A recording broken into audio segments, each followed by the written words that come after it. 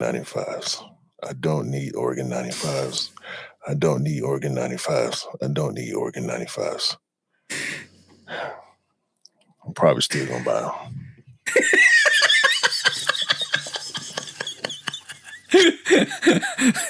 That's funny.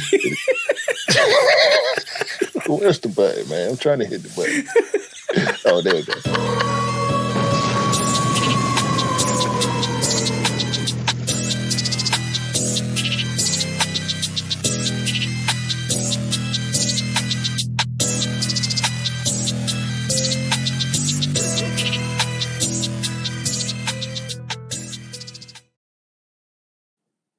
Hey, welcome back to the Shoot On Podcast, episode 202 with me and the bro, 808 Kicks ATL. Please do follow us on the social platforms. Please do follow 808 Kicks _ATL and myself, Lovekickscustom, on YouTube, on Instagram, on TikTok, on all the social platforms and the Discord. What's the Discord, bro? Shoot Dog Podcast.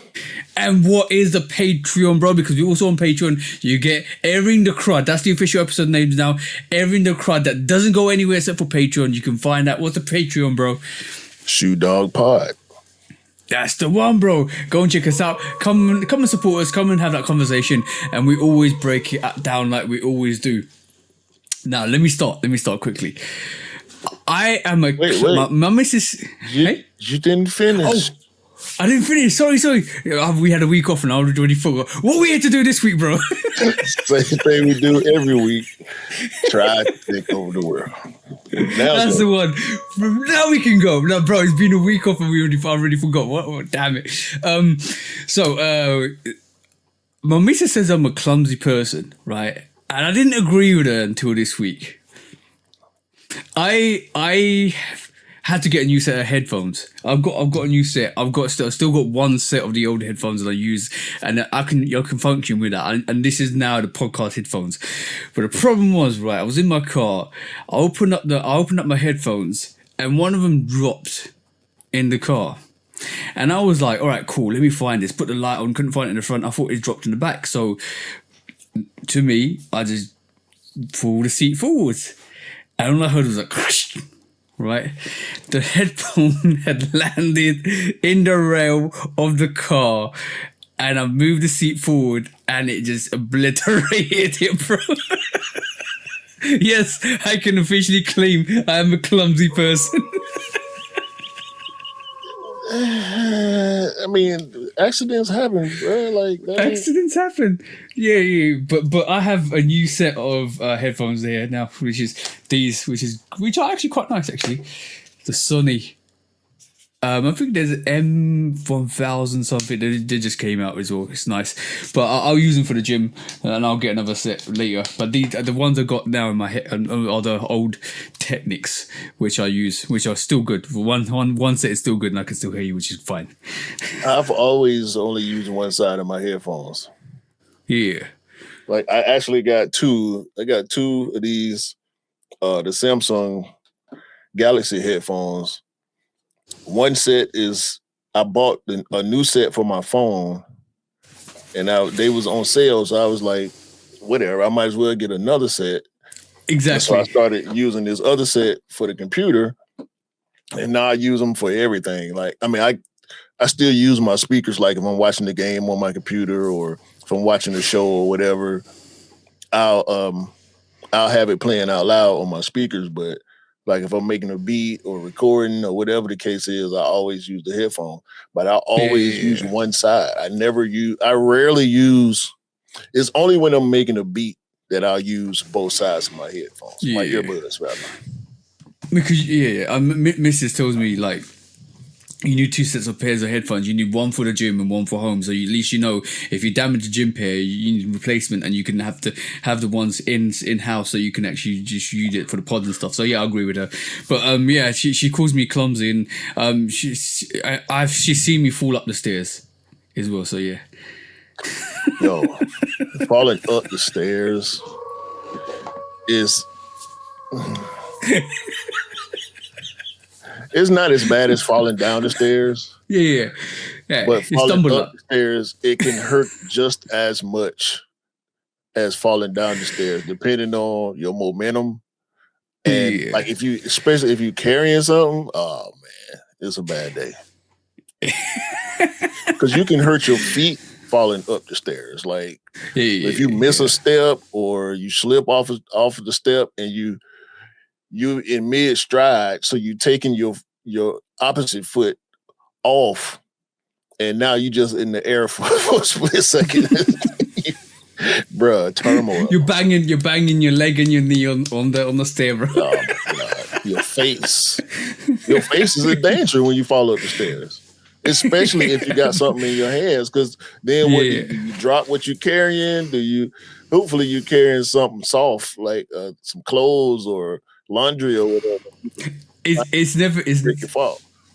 It's never when I'm carrying anything, bro. It's when I'm just running up the stairs and fall upwards. Why we shouldn't be running upstairs at our age?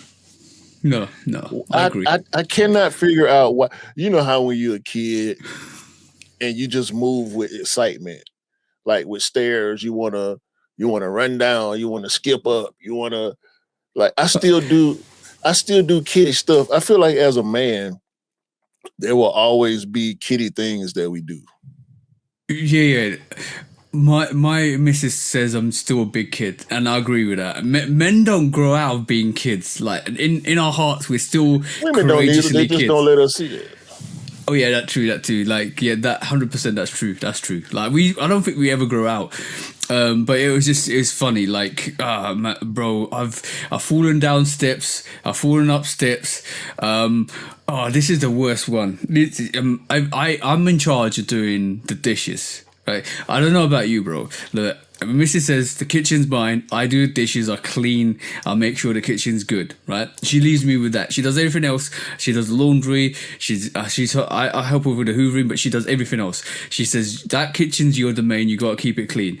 Now, unfortunately, me being a clumsy person, there's many a time when I've dropped a seasoning bottle on a plate and it's smashed. Wait, how fragile are the plates y'all buying? No, this is the glass seasoning bottle. You know the shaker glass seasoning bottle. And from the top, I broke a plate yesterday, and she come running in. She goes, "Hopefully none of my good stuff." I was like, "No, it's just a little bottle." She's like, "You always breaking stuff." I was like, "Yeah, I'm sorry. I'm tired. I'm reaching for something, and something else skips, drops, and then it just drops on the plate." What? Never mind. I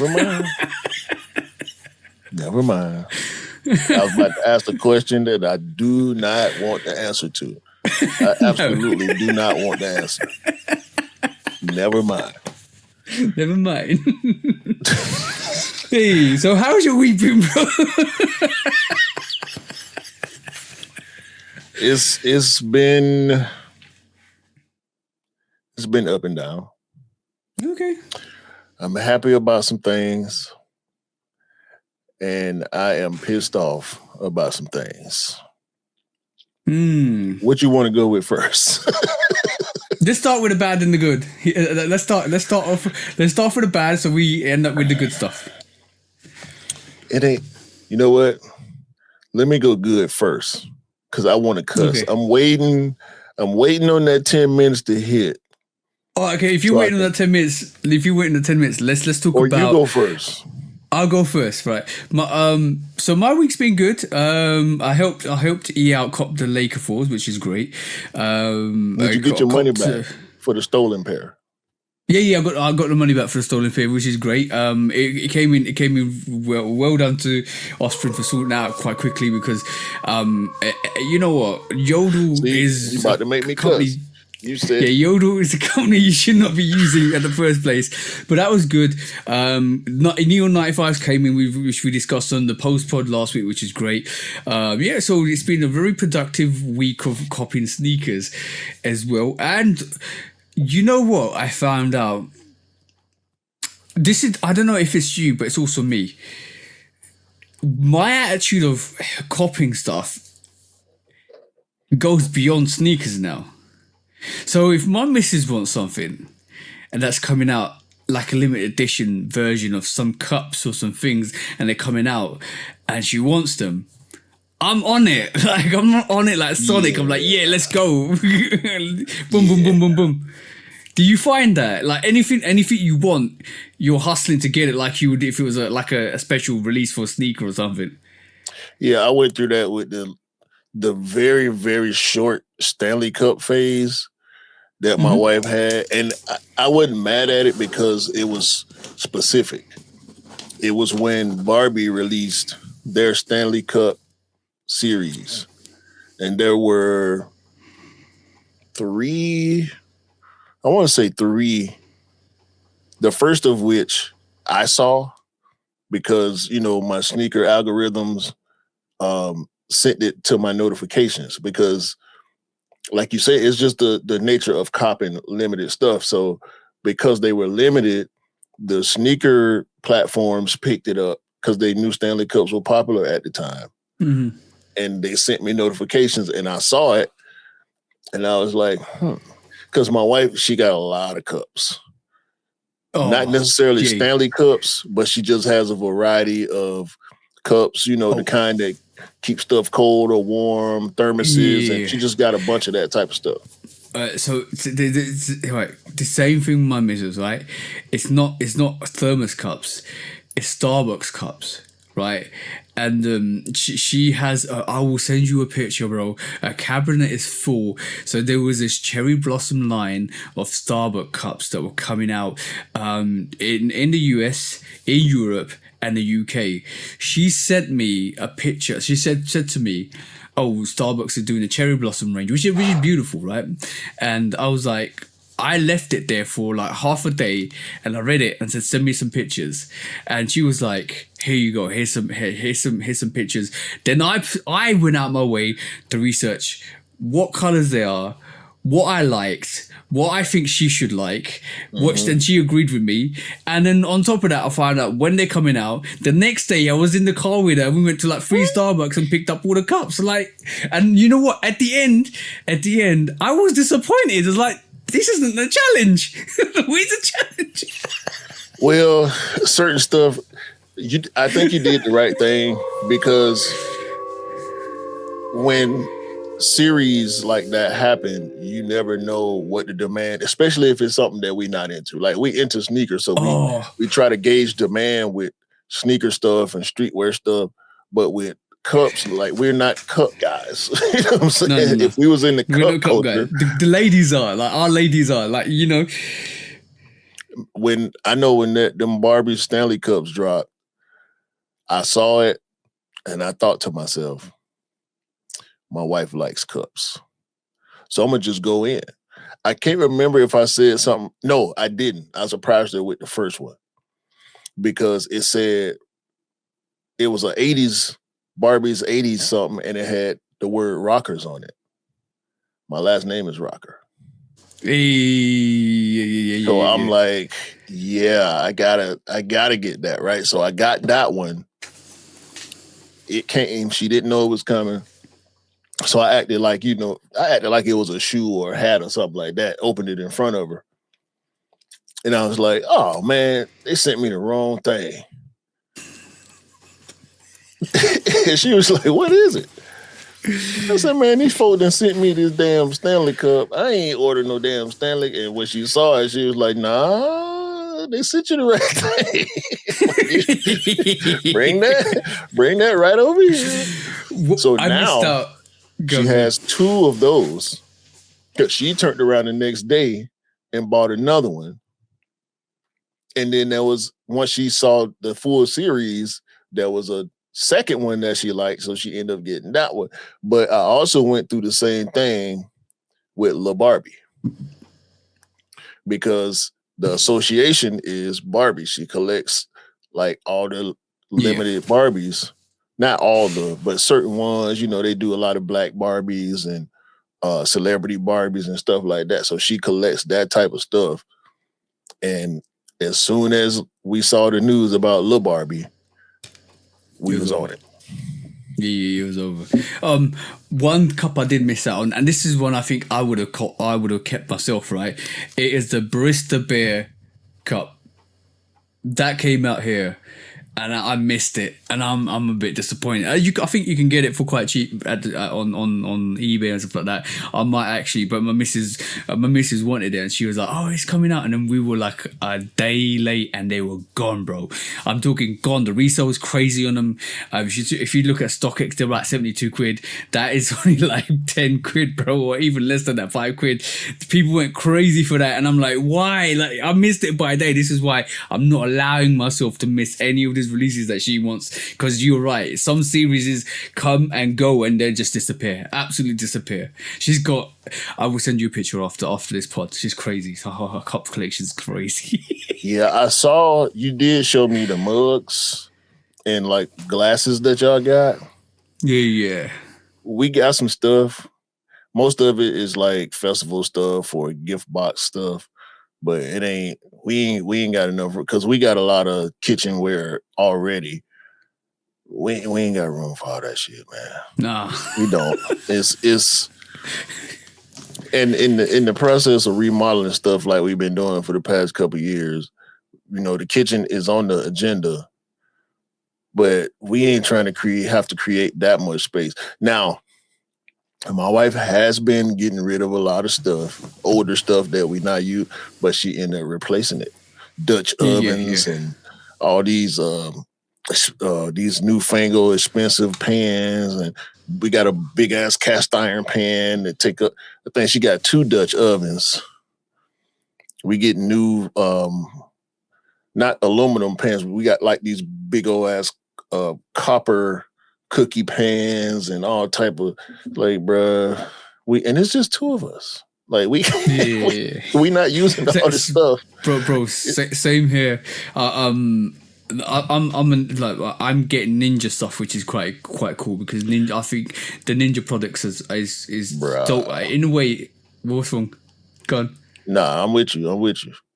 Yeah, because I got the Ninja Crispy, which is an air fryer. The Ninja Crispy Pro came out recently, and I'm like annoyed because I got the Ninja Crispy last year, and we use it for pretty much a lot of things. It's a really dope air fryer, which doesn't allow you to. It hasn't got all the what do you call it? The plastics that you normally get in some air fryers. I 100% check everything before I get it, because I don't want any forever plastics or when you're eating. So the Ninja Crispy, we got a Ninja Creamy as well.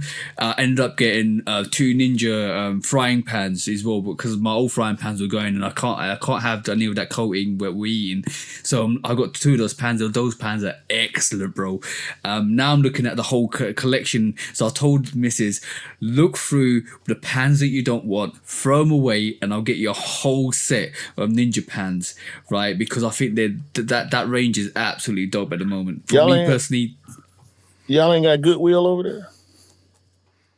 No. That's a US thing.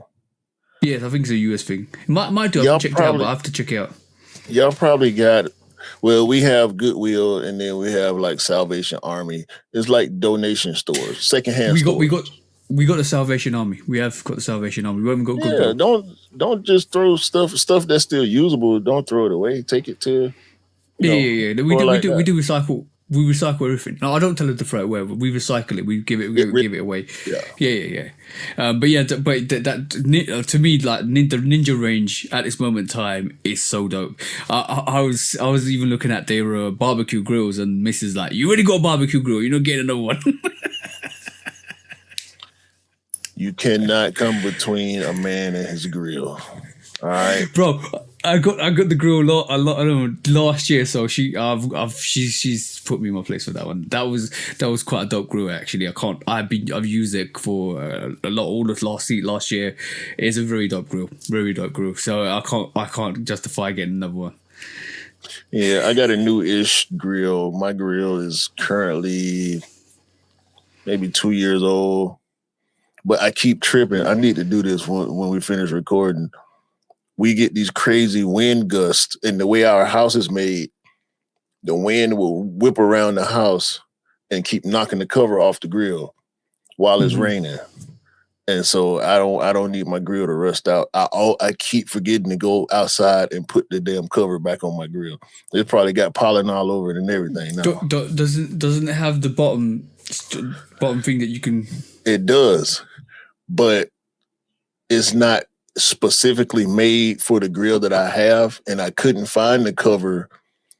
Is the cover that I have is a little bit bigger than the actual grill that I have. So even when I tie it tight at the bottom, the wind can still get up under it and it'll just throw it off. And I keep forgetting. Yeah, I see it on my camera because when the wind blowing, it's gonna create motion in the yard, which is gonna set the camera off. So one night I'm like, oh, it's just the wind and the rain. And by the time I realized the cover wasn't on it, I was at work. And that was probably like a week ago. So I keep forgetting to put it back on, man. So yeah, I need to cover up my damn grill before it starts rusting out. And I got to clean it for sure because it's pollen season now. So I'm pretty sure it's a all black grill, but I'm pretty sure it's half yellow by now. Yeah, you definitely need to get. You need to preserve your grill, bro. I think I'm in trouble because I might end up getting a pizza oven for it outside. You already get. I've already got one, but that's rusting over, so I need to get another pizza oven. Don't mind my business. Right, cool. Right, need to start spending. Talking about fire things. Hold on, man. Did you know? Hold on, man. Oh, okay? Good and bad. Bad and good. Go on, your turn, bro. I'll go bad first. Okay. I would like to officially declare fuck Luke Cornett. That motherfucker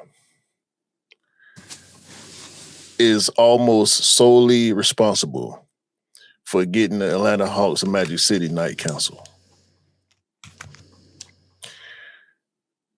The Atlanta Hawks, in partnership with Magic City, a very, very popular and renowned establishment for adult ballet and gourmet wings in the city of Atlanta, had a collaboration to do a Magic City Monday.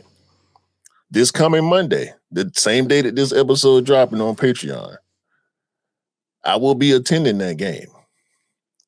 It was already in my package. I didn't have to purchase tickets. I already had tickets in my package for this season.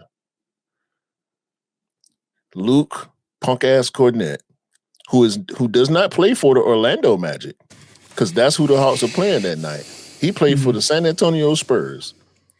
Opened his lame-ass mouth about the fact that Magic City is an adult ballet establishment. And the kids and it's not right. You a bitch, Luke Cornett.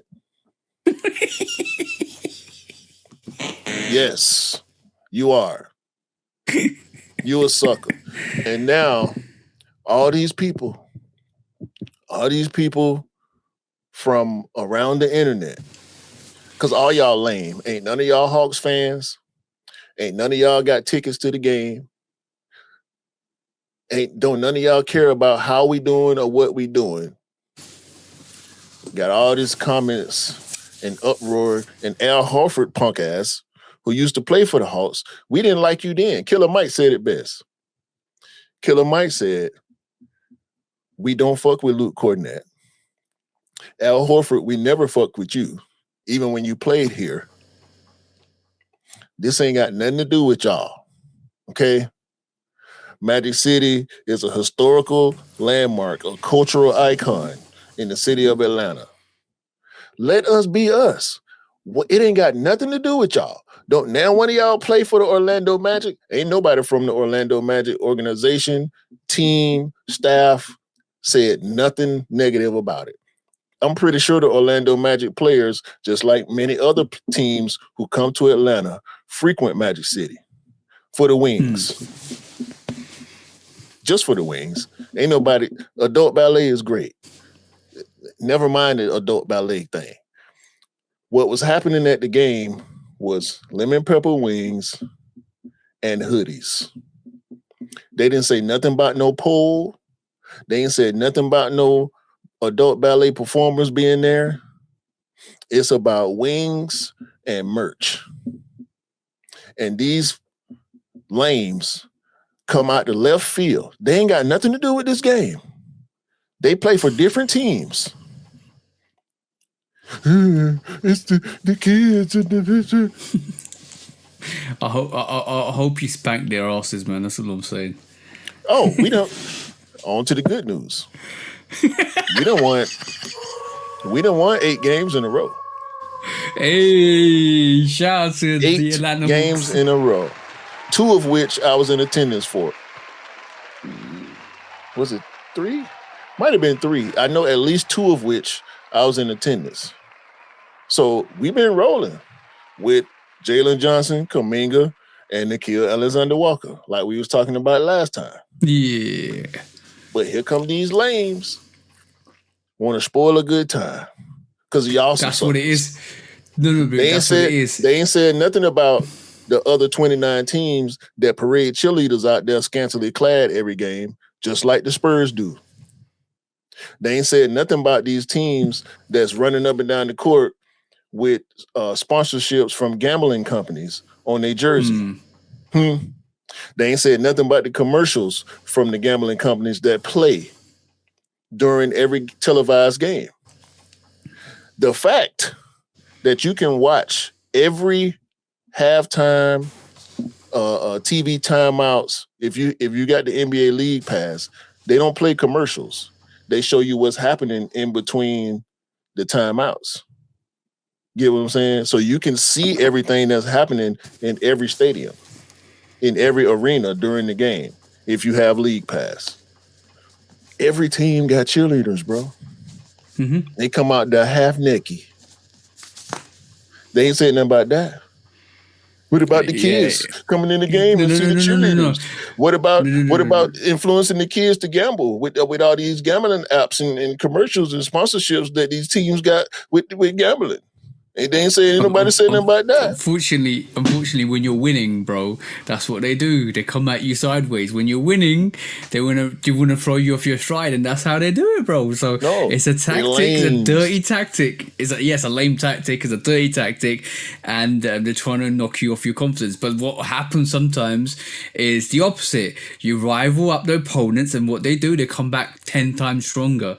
That's what's gonna happen. So don't worry. No, we've been smacking these teams on the road and at home. We've been smacking them. 8 straight W's. We are 34-31. We're climbing up the playoff ladder. Hopefully we can get to the 6th spot so we ain't got to worry about the play in. We can just sit. Hopefully we can get to 5th. And with this young team that we got, it's looking good. Like, I know we still got some moves to make. Our team is not necessarily well-rounded in any way, but we doing good with what we got. So it's good. We've beaten some good teams. Like, we ain't just whooping scrubs. You know what I'm saying? We beating some teams with better players than us, and more teams that are more established than us. We've been beating. So I'm not just saying like we world beaters or nothing, but the fact that these lames, Luke Cornett and Al Horford, y'all suckers and squares. And I've been arguing with people. I've been arguing, bro, in the comments on the Atlanta Journal-Constitution when they announced that the NBA had canceled the promotion. Oh, I was in them comments, boy. I'm up in there. Because y'all can't tell me shit about my Hawks. Y'all can't tell me shit about my city. I pay for Hawks tickets, club member, for 2 years straight. Y'all ain't at these games. I don't see y'all there. When we win, y'all ain't in the comments. Motherfucker want to argue with me about y'all need to put winning product on the court. What the fuck that got to do with wings and hoodies? I like lemon pepper wings and hoodies. But sometimes, unfortunately, when you're having a good time, some people don't like it. And that's the lame-os for you. I know, I agree with you, but that's the lame-os for you. Lame-os be lame-os. They have always you know what? Karen and what is it? It's a Karen, and what's the male equivalent to a Karen? I can't remember what the Ken and Karen. Ken and Karen, yeah, the Kens and Karens come crawling out their woodwork to actually have a little bit of a, oh, you shouldn't be doing this, you shouldn't be. Shut the fuck up. Shut up. Shut the fuck up. Let people have a good time. When you're having a good time, nobody says anything to you. So let people have a good time. Mind your damn business. You wasn't gonna be there no way. And when they come, bruh, I promise, I swear, ain't nothing wrong with adult ballet. It's a lawful, it's a career. These women are paying it. And then, what about the male adult ballet performers? What about them? Huh? Y'all hating on them too. Y'all hating across the board. It's just hate across the board. Y'all some suckers and squares. If you don't want to participate, do not come to the game. Shut up. Mind your business. Let Atlanta be Atlanta. What's that song? What's that? Kevin and Kate sitting in a tree. HITIANG. You know what I'm saying? Like, what are we talking about, man? Y'all some haters. Big old haters. Okay, I got 3 articles I want to quickly run through at the start, right? Go ahead. Because haters be hating. That's the main thing, right? I've got good news, bad news, and not so good news.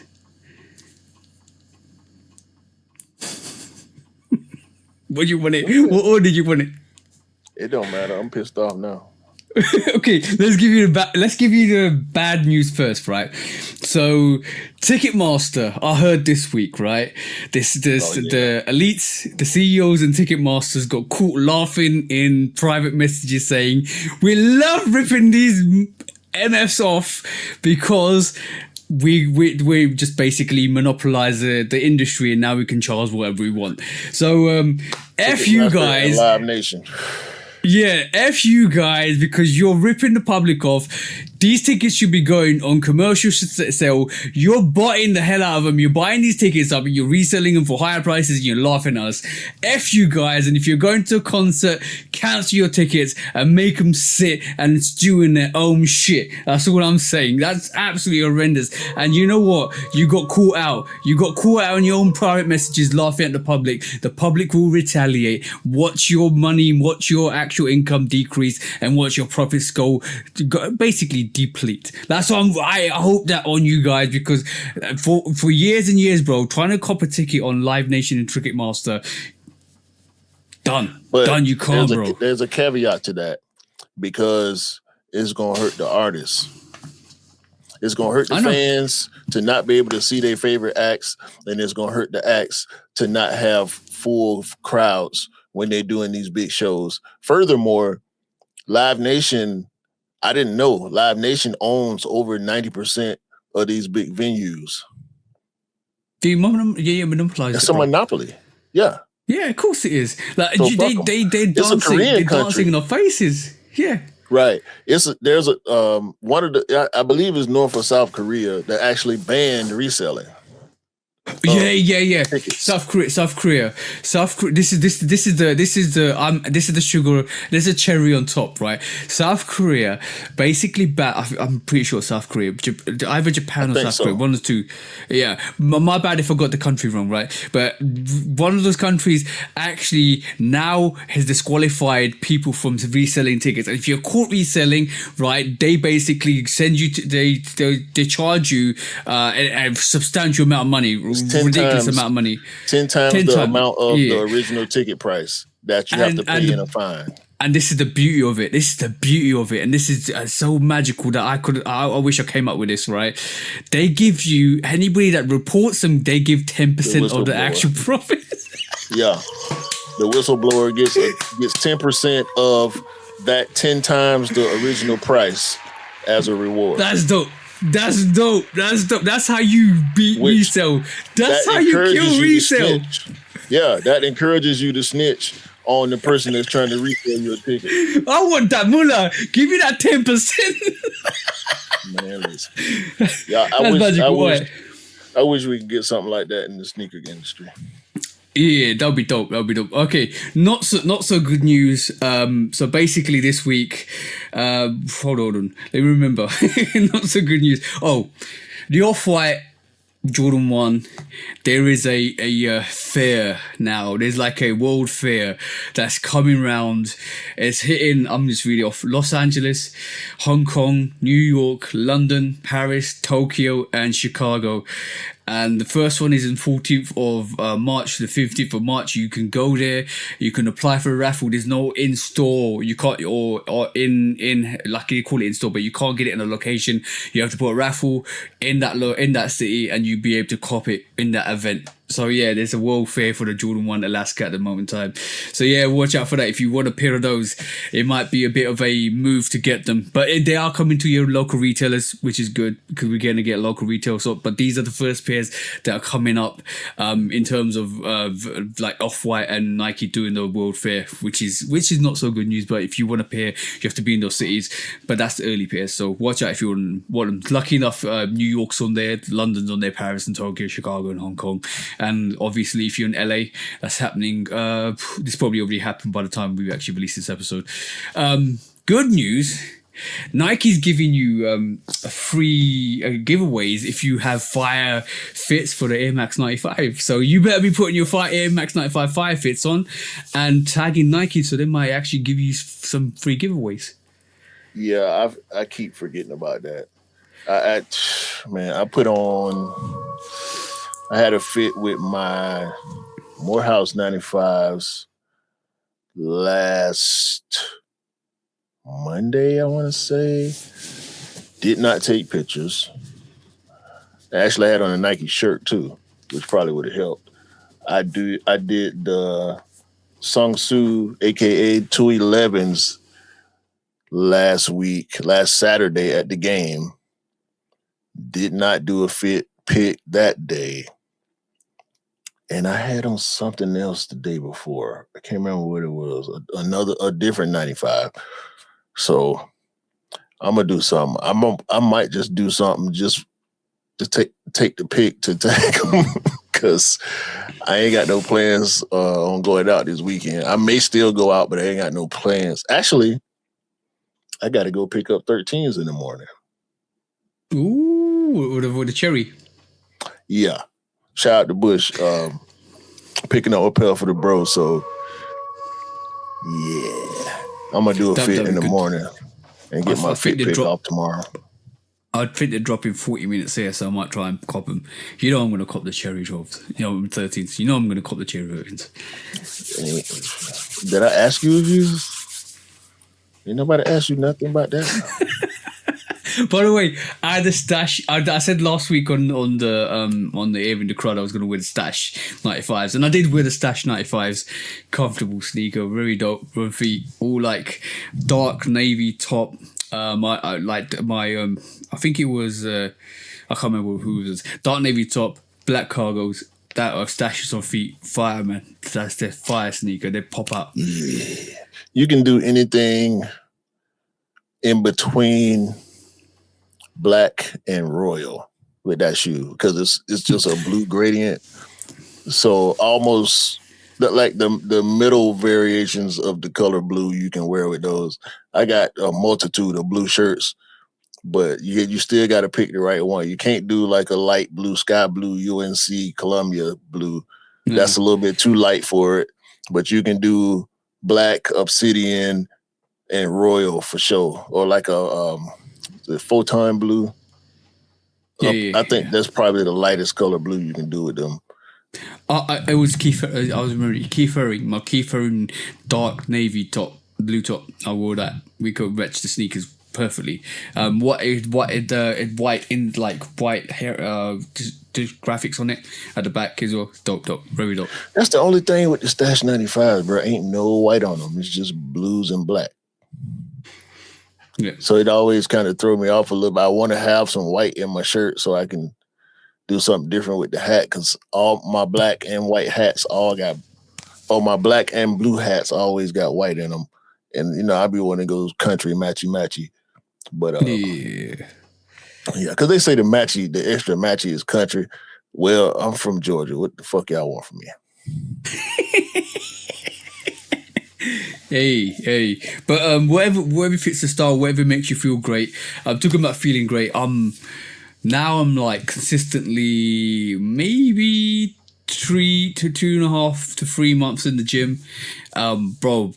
Everything, all the strength's coming back, all the powers are coming back, which is great. I'm feeling great, bro. All right, Tony the Physique, Tiger. Don't nobody care about that shit. it's great. I'm just hoping some people are taking inspiration. Get yourself in the gym, get yourself healthy, get yourself fit, get your vitamins and nutrients all up to rev, and just feel great. That's the most important thing. We want you to feel great. Well, I Oh, done I been do. to the doctor 3 times in the past month and a half, and they say I'm good. So, Yeah, and I work hard feel great. when I go to work. So Exactly. I do mobile That's CrossFit. exactly that.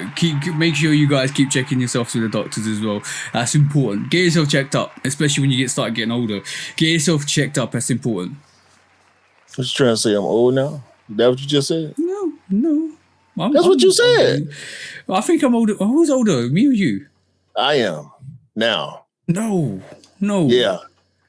We're the same age. We're literally the same age. I was born 8 months before you, sir. Get your numbers You together. got 8 more. You got 8 more months experience Get your on me. numbers together. Yes, sir. Yeah. What? I'm paying respect to the elders. You're 8 months older than me, bro. First quick strike, man. What you got? What you got today, bro? No, it ain't what I got.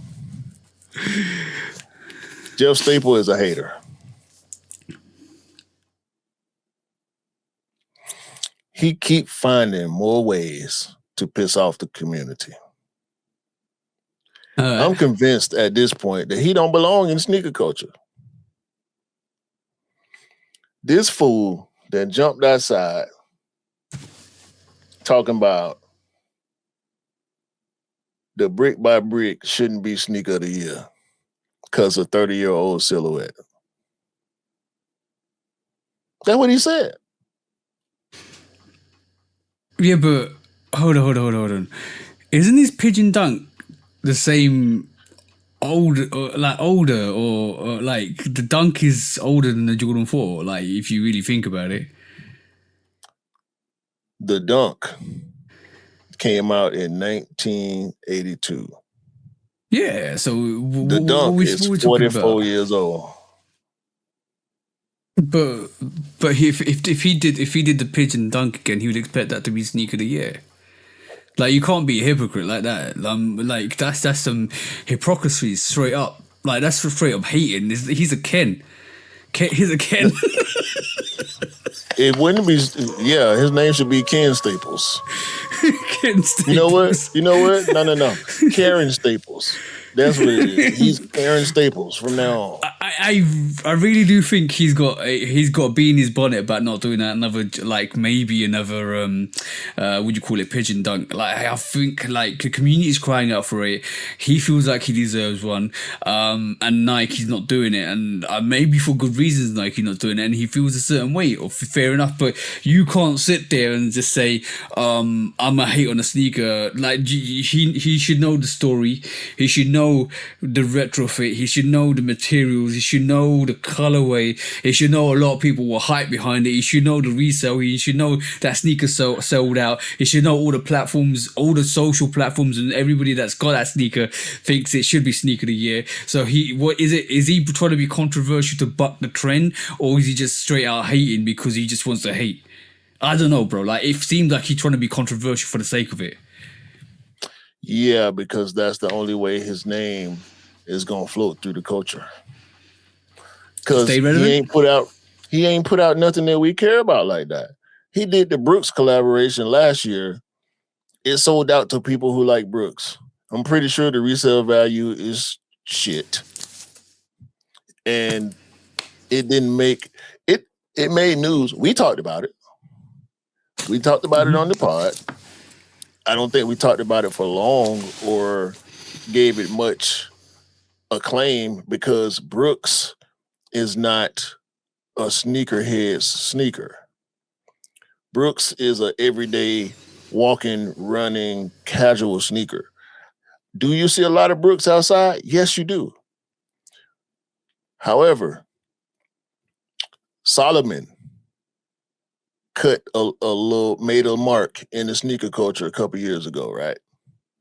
Solomon's were coming out with different colorways and collabs and silhouettes that actually had sneakerheads talking about Solomon. People were going on different platforms praising Solomon for their silhouettes and colorways and collabs. Yeah. On Cloud, not so much. Brooks, not so much. Saucony made a comeback and started making a dent and started being in the minds of sneakerheads, right? Outside of that, it's been the same big brands, Nike, Adidas, New Balance, for the most part. Jordan. Yeah. Asics had a little bit of a vibe as well. Asics also, yeah. Yeah. So like, bro, like, was this comment done recently? Yeah. So how are you making that comment 3 months after the fact, for one? And secondly, if you thought that at the time, you should have said that at the time when it was announced that the Brick by Bricks was Sneaker of the Year. Because majority of the people actually thought that was supposed to be Sneaker of the Year. He was too busy throwing fake dunks on power lines in New York. But okay, let's do this. He did that. Let's not forget. He did that. No. He took a fake pair of pigeon dunks and threw them up on a power line in New York City. That's what he did. But that fake I put the X-Files music on just to say, what would Karen Staples say next? Take your guess. Whatever is gonna get him in the news. Try to drive some hype towards whatever the fuck he's doing. Because as a streetwear brand, Staple ain't popping as much as these other brands are. He's not Supreme. He's not Palace. He ain't none of these people. He's not any of these. He's not Essentials. You know what I'm saying? He can't keep up on either front. He can't keep up on the streetwear front. He can't keep up on the sneaker front. These brands ain't looking for him. They're not checking for him as a collaborator. He's the same person that said 3D printed sneakers would be the future and we won't have retros.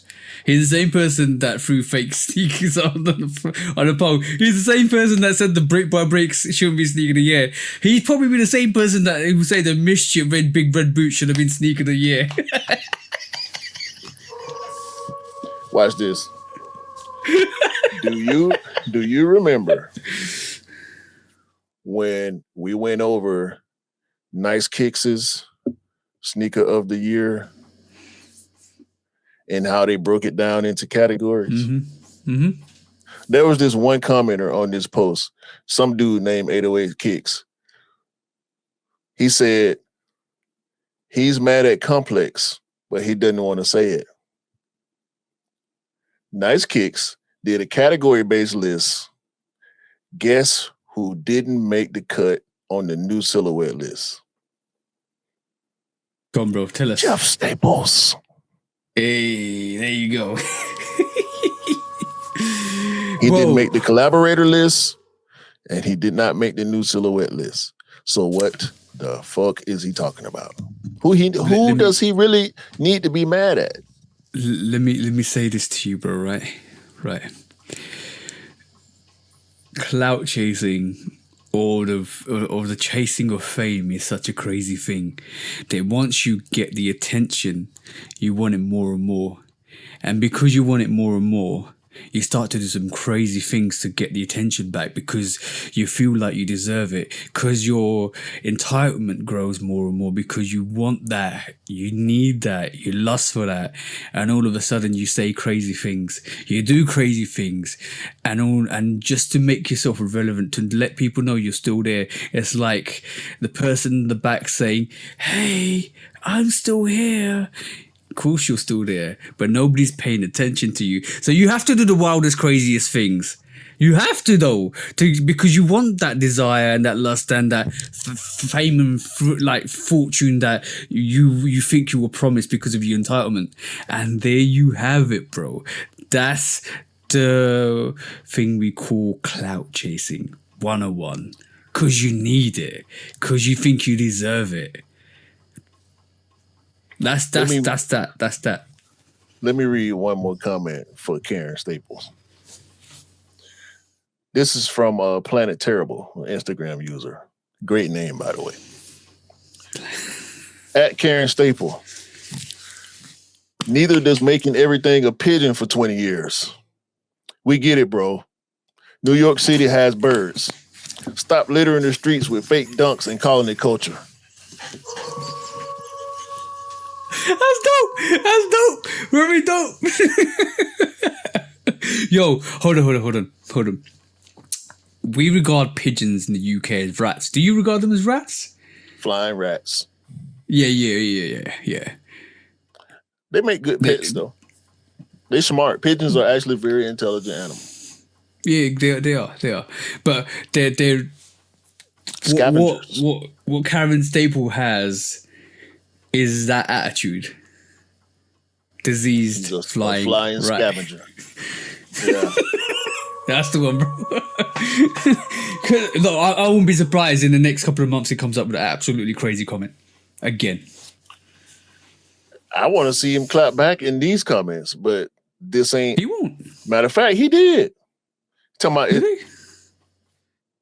This month. Now, okay. I'm ready to move off this because I didn't think it was going to be all this. I knew the jokes was coming. That's why I wanted to bring it so we get these jokes off on his bitch ass. His statement was, "It's wild to me. How is a sneaker of the year a different color of a 30-year-old sneaker? Can you imagine if the car of the year 1984 Honda Civic in red was the car of the year because they changed the color, pretty much is what he's trying to say." Then he comes into the comments and says, "This is so taken out of context. I have nothing but absolute adoration and love for what Nigel Sylvester and Jumpman has created." Lies! No, you didn't. Otherwise, your salty ass won't make that comment. It don't matter what else he said. You cried your salty tears and it rinsed the comments in terms of what you said, and now you're backtracking. You're a bitch. You're a bitch for backtracking. That's what I'm saying, bro. You can't walk it back. No. Just like you can't walk back them fake dunks you threw up on that damn power line. Well, Suckers and squares. I say, or it's a saying that I've heard. Words are a spell. Once you cast them, you can't take them back because they're out in the open. They're there. You can't take your words back. You said what you said, and now you're backtracking like a little bitch.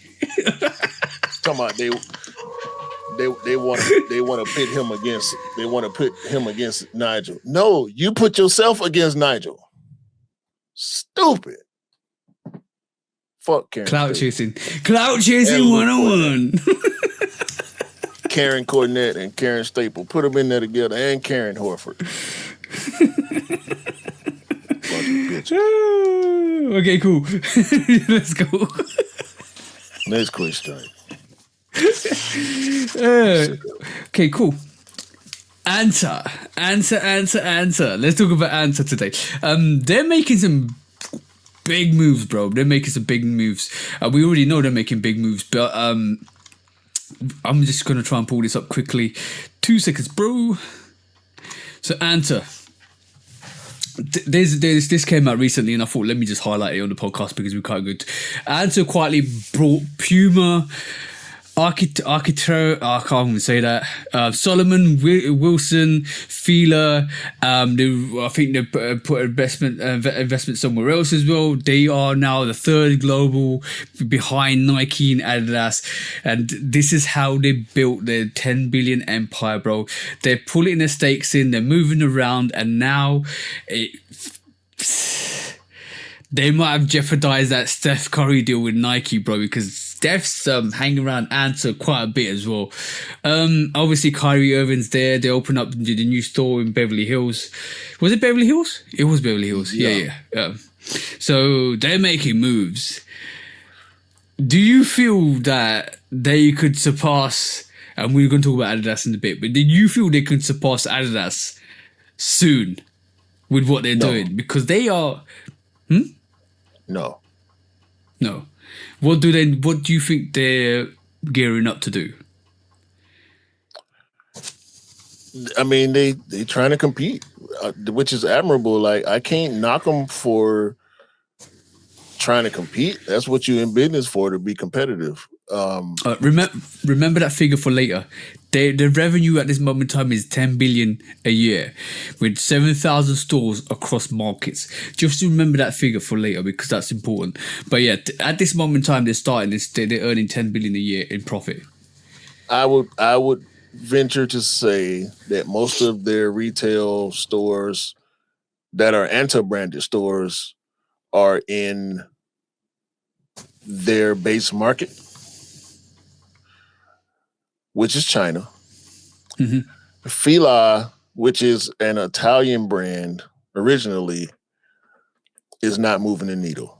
Sorry. Yeah. I agree with that. Puma, which I believe is a U.S. company originally, ain't moving the needle. Sorry. Puma threw everything at the wall a couple years ago, all type of quirky collaborations. They was doing collaboration with Kool-Aid, for Christ's sake. They gave Clyde a lifetime deal because Clyde is pretty much the first signature athlete, and the Puma Clyde is, and in my opinion, will forever be a super classic, just because he was the first basketball athlete to sign with a brand for exclusive rights and had his name on the shoe and all that before Jordan. Puma ain't moving the needle, bro. I agree with you on those fronts, but I like this comment. The strategy is simple and sharp. Buy distressed Western brands, keep heritage, upgrade operations. That upgrade operations is important. Go on. Wilson is a tennis brand. Yeah, I know. If you're not playing tennis, you don't give a damn about Wilson. I agree with you on that. I feel like buying Puma, Fila, and Wilson, potentially not more than Wilson, but buying Puma and Fila gives you a foothold in the brands themselves, but it gives you a foothold in Europe in terms of making Anta a name in Europe.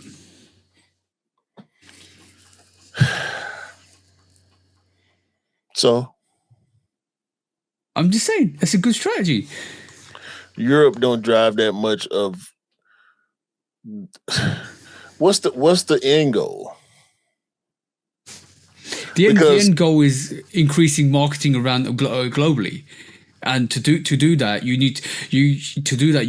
you buy. It's almost like you buy a warehouse that already existed that is run down, and then you've got a place and a foothold, or where you can actually kind of upscale your own branding. And that's potentially making like, rather than buying a brand new and building something up from fresh, you got something already in place. I'm Anta right now. Can you see me? Hey. Just about.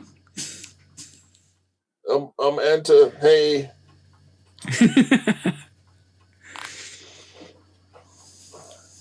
Now I'm Nike and Adidas. Yeah, I agree, but I don't think it's as simple as that. I feel this is a long term strategy to actually increase global awareness of Anta, and what they're doing, I think will pay off in terms of their brand. Fila and Puma ain't finna do nothing to increase the marketability of Anta. Them acquiring these other smaller, less sought after brands ain't doing nothing for the parent company. Mm-hmm. Whatever revenue is there to be had from a Puma or Anta or Wilson or any of them other much smaller brands ain't got shit to do with whether or not people gonna start or continue to buy Anta long term. Yeah, true, very true. But it gets your name out there, and I think when you talk, no, hold on. No, go on. These other brands have been established long before Anta started, right? Yeah. If they keep these brands branded the way they've been branded, because we know what Fila is around the world. Yeah, of course we do. We know what Puma is around the world. Mm-hmm. What are they going to do for Puma and Fila that's going to make more money and drive Anta sales? It's not going to drive Anta, the brand Anta sales. It can help the brand of Puma or the brand of Fila. When we're talking about money, Anta has to stand on its own as a brand. It's what I'm saying. I know, I can agree with you. And what I'm trying to say, okay, so I think the production line will be streamlined from China. So basically, you have more of the production coming straight directly to Puma and Fila, which is fine, which will do more for those brands. But now let me switch the question. When we started the podcast many, like 5 years ago or however long it was, we didn't know Anta, right? And it was only through the progression of this podcast that we started talking about Anta more, since Kyrie Irving, acquiring Kyrie. Yeah, acquiring Kyrie Irving, right? So now Kyrie's made Anta shoes. Now we know Anta. Now they're getting a bit of a reputation. The name is escalating through the scales. They were down here. Now Kyrie's brought them up here, right? Now you started acquiring Puma, Wilson, Fila. Now people start to be, people. You're making big moves. The market's talking, and now you're getting known more. Then you increase your sales, increase streamline, make production from your home base. Now you become a company that was just in China. You're starting to put footholds in Europe, in with Puma, with Fila. You put a store in Beverly Hills. You got Kyrie Irving to open it. Now you got other people curious about your brand, and sometimes it's all about reputation and how many people know you. Rather than being in the back of the crowd, you're in the middle of the crowd now, and now you're the third biggest company. Now everybody's talking about you, and on top of that, if you do acquire more athletes, which they potentially will do with their upscaling of their business, you build your reputation, and that's how they're building their reputation. So no longer will they be in the back or the middle; they might be pushing for the front if they start acquiring athletes. If they start going into different areas of sporting range, like tennis, maybe hitting more basketball sneakers, maybe hitting more football sneakers. They need to venture. Like Puma's definitely got a sporting range like soccer or football. If you guys, we call it soccer or football, whatever you call it. So they could venture into that. So there is potential. They are doing stuff secretly behind the scenes, as well as making big moves in the front. So I do feel that all of this move is to increase the reputation of their brand and put footholds in areas they weren't before. And I think it's a brilliant move. Bro, Tom Hanks did more for Wilson than Anta will. Let's see. But it's interesting. The whole thing is interesting. They've risen from China. They become the third biggest brand. And remember, New Balance. We talk about New Balance, Asics, Reebok. They've just surpassed them in a short period of time. Check this out. Go on. Top 10 most popular sneaker brands websites by monthly traffic. Nike, 105 plus million. Puma, 26, almost 27 million. Adidas, 24 and a half. Asics, almost 16. Skechers, Hoka, New Balance, Vans, Under Armour, Converse. Where's Fila? Where's Anta? But is that Puma? bias? Is that a bias skill? Because this is based on website traffic through January 2026.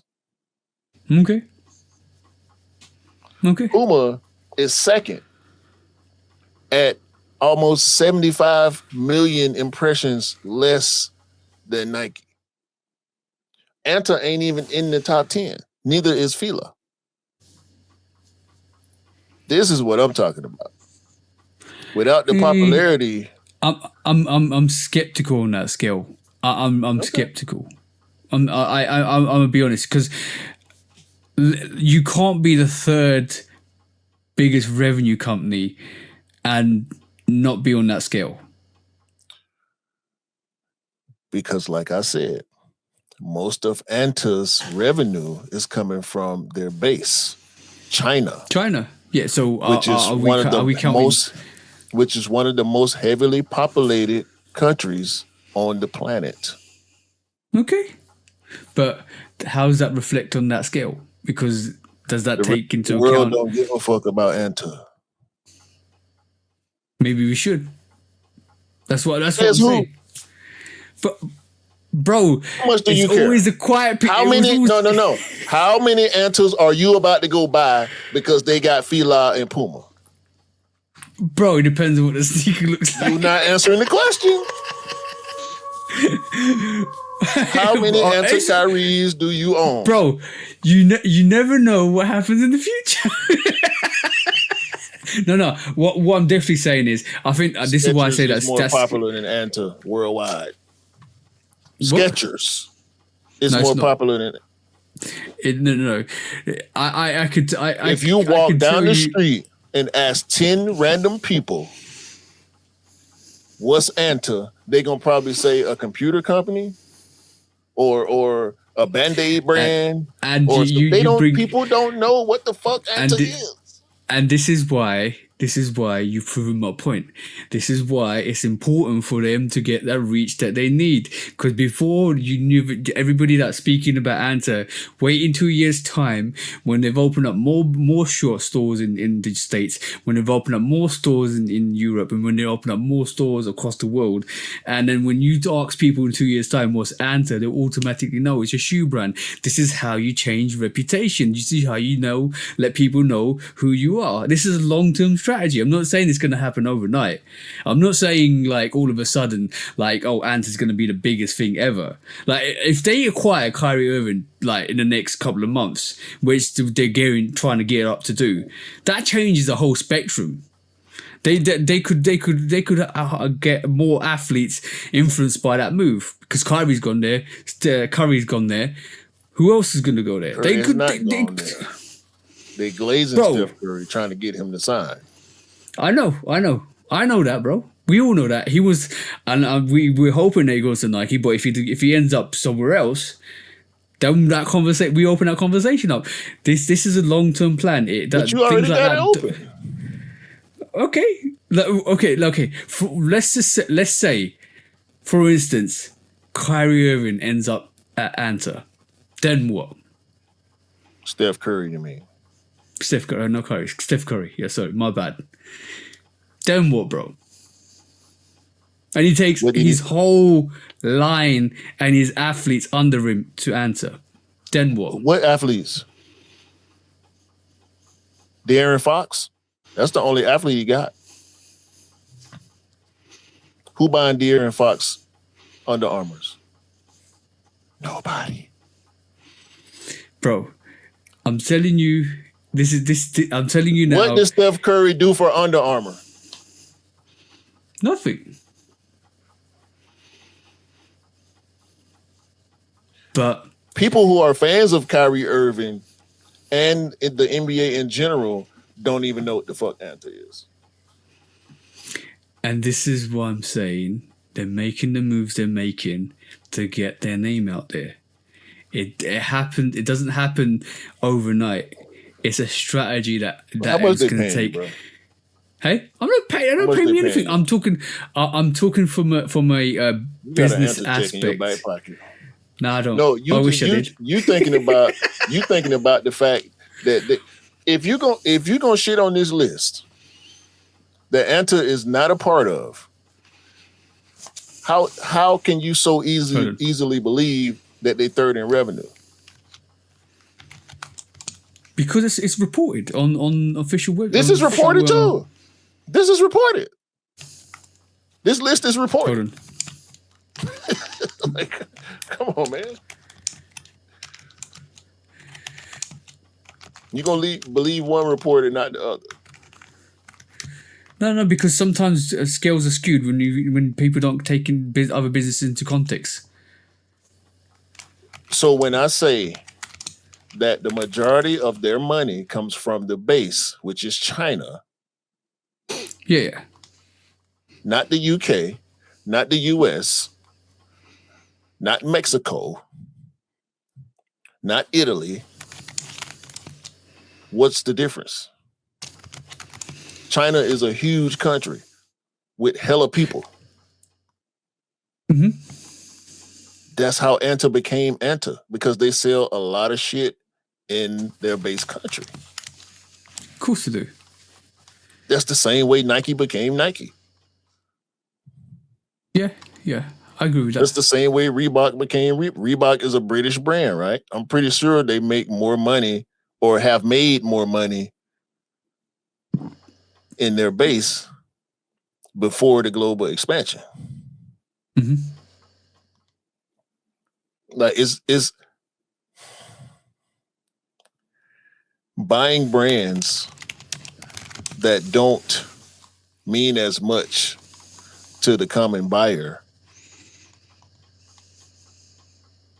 doesn't help Anta, is what I'm saying. Monetarily, maybe. But why were these brands for sale in the first place? Because they're not doing well.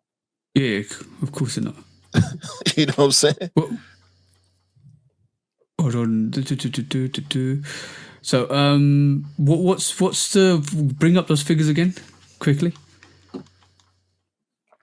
Here you go, trying to disprove something. No, I'm just saying. No. I'm just looking at something. Right. So, all right, cool. That's fine. So, let me just give you a fact here. So, the highest volume product demand, the Fear the Flame campaign featuring Kyrie Irving in 2024 generated over 2.3 billion impressions, which drove significant high volume traffic on the specialized product leading. So basically, in 2024, they got 2.3 billion impressions on their website, which is that's 2026, yeah, in January 2026. So, okay, cool. That's a report, though. Yeah. So you believe the reports you look at, but you won't believe the one I'm giving you. That's cool. Got you. No. I'm not saying that. I'm not saying that. When there's an agenda against a certain country from a different country, then you have to kind of question the bias on reporting figures. That's what I'm saying. What's the agenda? And what countries are perpetrating this agenda? Both. That 2.3 billion figures, but I don't believe entirely correct. That's a hell of a lot of impressions on a website. So and the figures that you sent over of in January, I think they're skewed, because let's think about it. When did Anta open the Beverly Hills store recently? Like 2 months ago. Yeah, which is January. That alone should have made a hell of a lot of impressions on Anta's website. It didn't make me go to Anta website. But it wouldn't from a China's perspective or the country's perspective. Yeah. So how's that not been reported on there? Because it's not going to be under what Sketch has got. So that's what I'm saying. Some figures are not reported on purpose. I'm just saying, bro. There's propaganda everywhere. I don't believe the figures that I'm reading on the Anta website or the figures that I've just read out, because 2.3 billion is quite a lot in 2024. It's And I'm not harder to believing believe than the 105 million on Nike, yeah, the biggest global brand of sportswear or sneaker brands historically. of course. But like all I'm gonna say is we'll see in the next couple of years what Anta does in terms of moves, and then we'll have to kind of figure it out from there, because it'll be interesting. I believe they're putting footholds in places and they're getting their reputation and their name out, not to be unknown anymore. And this is why they're opening up stores. This is why they're buying up Puma and Fila and Wilson. This is why they're trying to get athletes. There's upscaling. Like what Reebok's doing is upscaling. Buying athletes, or coming in and buying athletes or giving them contracts, dominating the women's NBA with sneakers and stuff like that. They are actually trying to get their name out and change the reputation of Reebok. Like Anta's trying to change the reputation of being known as one of the bigger sporting brands from China, rather than being from China globally. I hear you. All I'm saying is acquiring brands that are less popular and less successful at this point in time does not help Anta. No. As a brand. It doesn't in the short term, but it might do in the long term. Okay. Agree to disagree. Okay, let's agree to disagree. Next quick strike. It was a good discussion, though. It was a good discussion. Yeah, well, yeah. We're going to always argue. It's okay. Yeah. Go on, bro. How many more Air Max 95s can I buy? All of them. The Palace Nike Air Max 95. You feeling that, bro? Yes and no. Okay. As far as a collaboration, the colorway looks really nice. We have not gotten full view just yet, but I see where they're going with the execution. It's a two-tone gradient. They got the big net instead of the more tightly woven net on the uppers. It reminds me of two different silhouettes smashed together, which I can appreciate. The gradient is a little short for my liking. I would like to see the gradient spread out a little more, but again, we have not seen the sneaker in full view as far as a medial, lateral, top down, and all that. Like we like to see before we make a full true judgment on something. It looks a bit like a dip toe one. You know, half of it's silver, half of it's black. Yeah, that's what I'm saying about the gradient. Like the gradient is real short. Like it's not much of a fade effect. But the only thing I dislike about it is how shiny the silver is. But that's not a knock on it. That's just my personal opinion. And let me say this.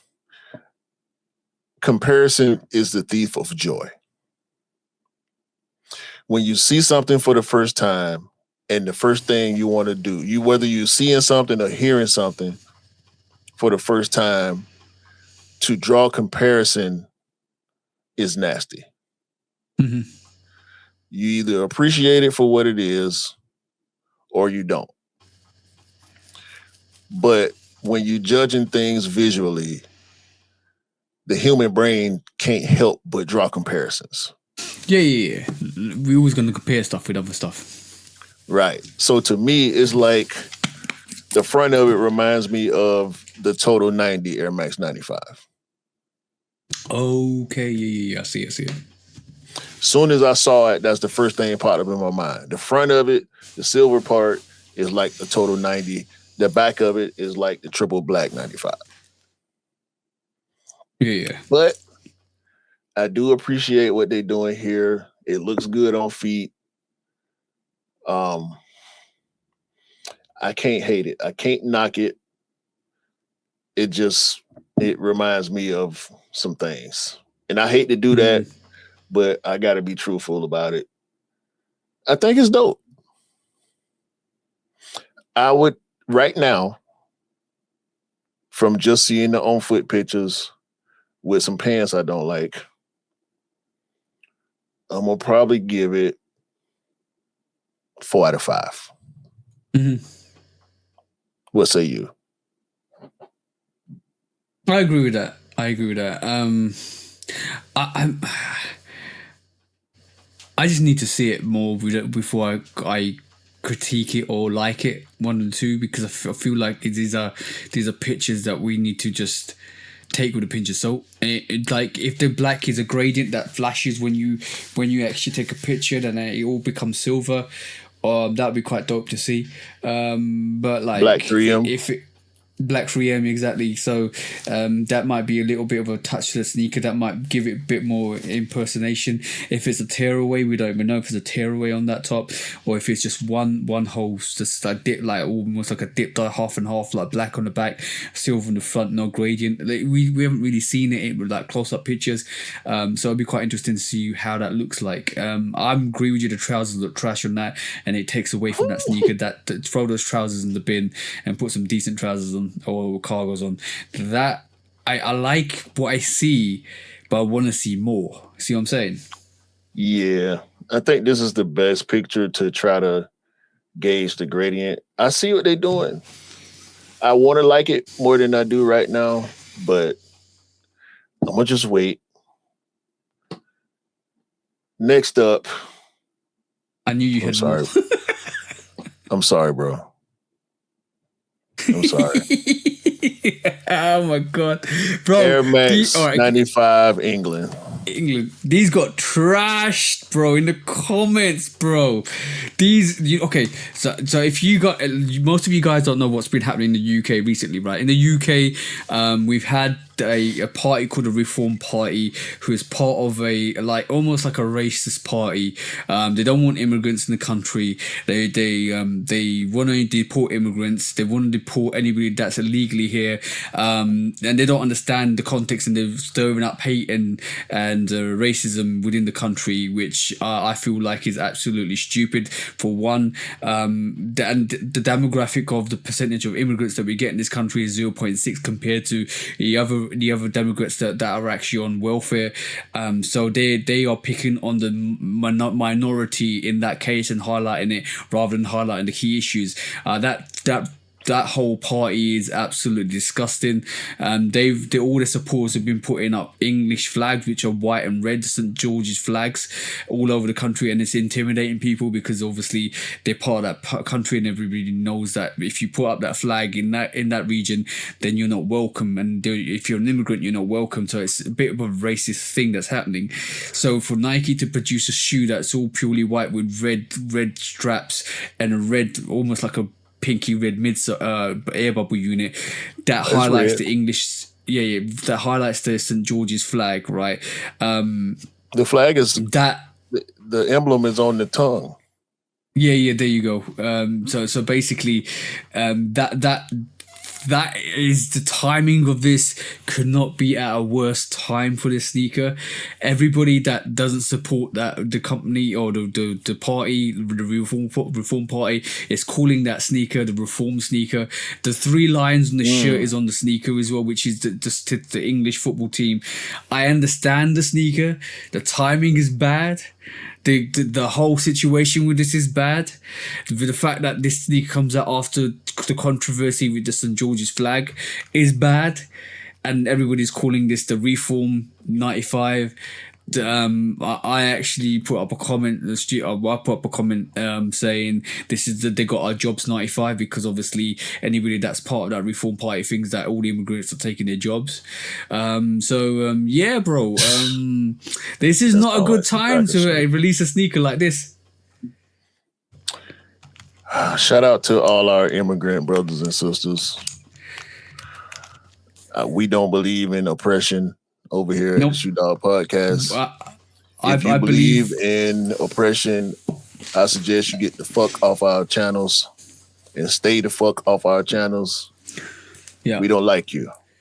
I don't believe in borders. I don't believe in restricting people from going where they want to go. Simple as that. Facts. Got a couple more. I know you do. Take that trash off the screen, bro. Fucking Reform 95. Air Max 95 Green Apple JD exclusive is back from 2010 on the way collection. That's also coming out in size in the UK as well. In the US, it's JD exclusive. I really don't have that much to say about these. We got a speculative date of March 23rd. Just saw that date for the first time today. A lot of sneaker platforms started posting this sneaker again today. I went to JD Sports. They have an Air Max 95 OG Big Bubble that doesn't have a picture for March the 23rd. I think it's these. I see what y'all doing, JD. And y'all been doing me dirty, JD. Y'all been doing me dirty. I'm going to leave it there. What's up next? 190. I know you got more. 190 on the retail.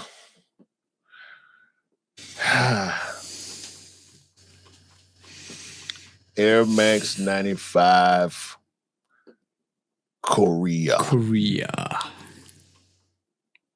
Hey. Oh my. That's some nasty work, bro. Shout out to 110's lad. Y'all keeping us up to date with all the dope 95 information. This Korea pair is stupid good. Is it leather? Is it leather? It looks like patent leather. It's a bunch of materials. Leather? It's crazy. I don't know who did this or what they were smoking when they did it, but y'all did it. They're definitely smoking that pipe, man. That's dope. Y'all did it. Herbal incense. Y'all did it. I love it. I love that orangey yellow inner lining is dope, man. That is dope. 110's lad also posted Oregon lumber ducks yard. of a Oregon feather. Ducks. Lumber yard. I don't need it. I don't need it. But I want Say it. Yes. Bro, Anish, what were you smoking when you said you don't like these? These are fire, bro. Anish don't like these? No. Hold on. Hold on.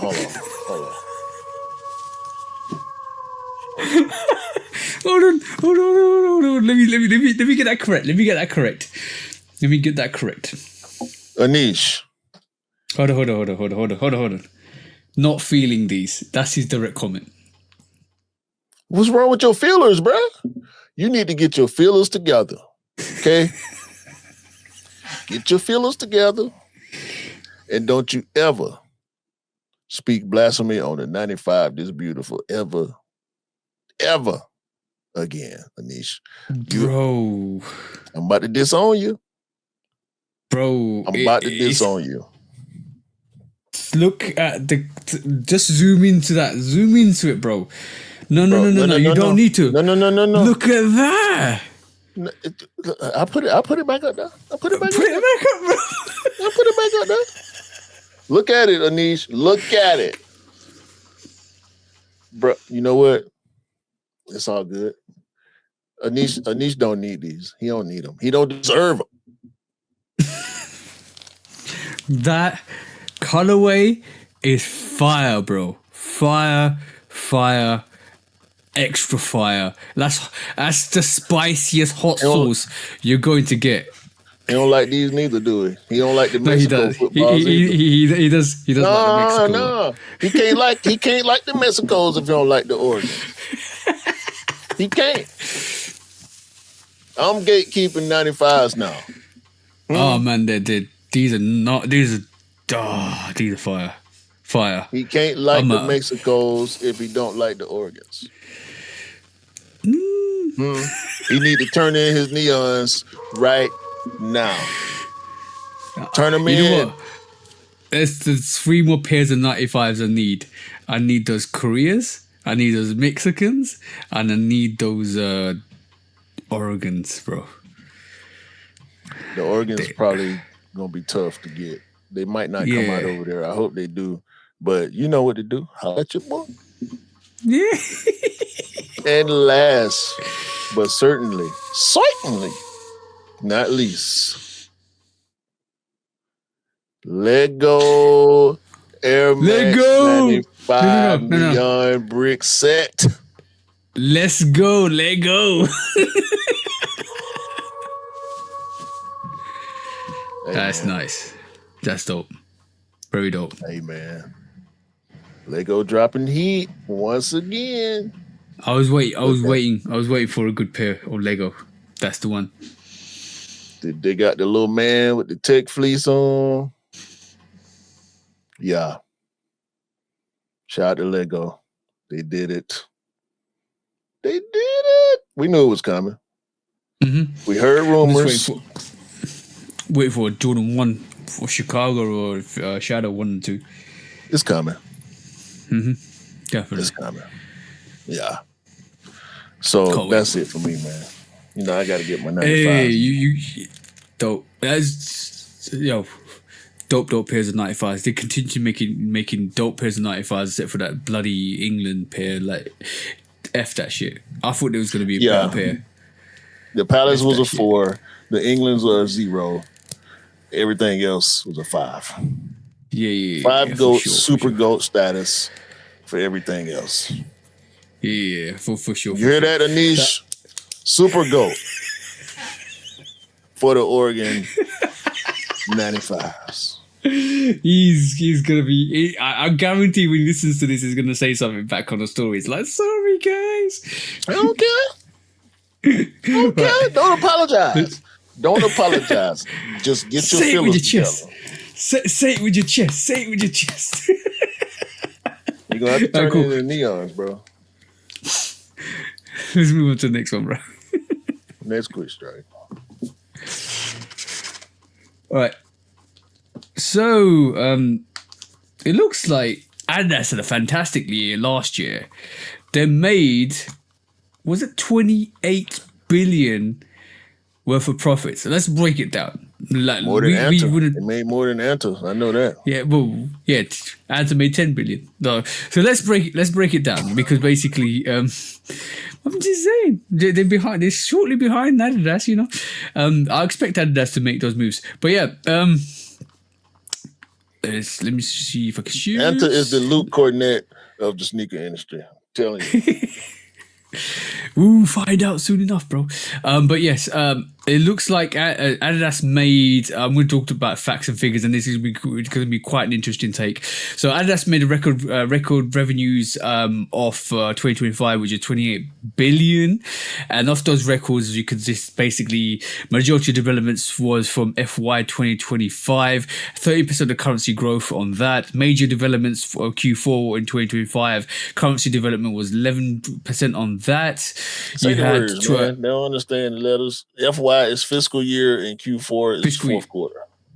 Yes, that's the one. That's the one, bro. Thank you for that. The outlook for fiscal year 2026: currency neutral revenues to increase at a high single-digit rate, reflecting growth of about 2 billion in absolute terms and further marketing share gains in all markets.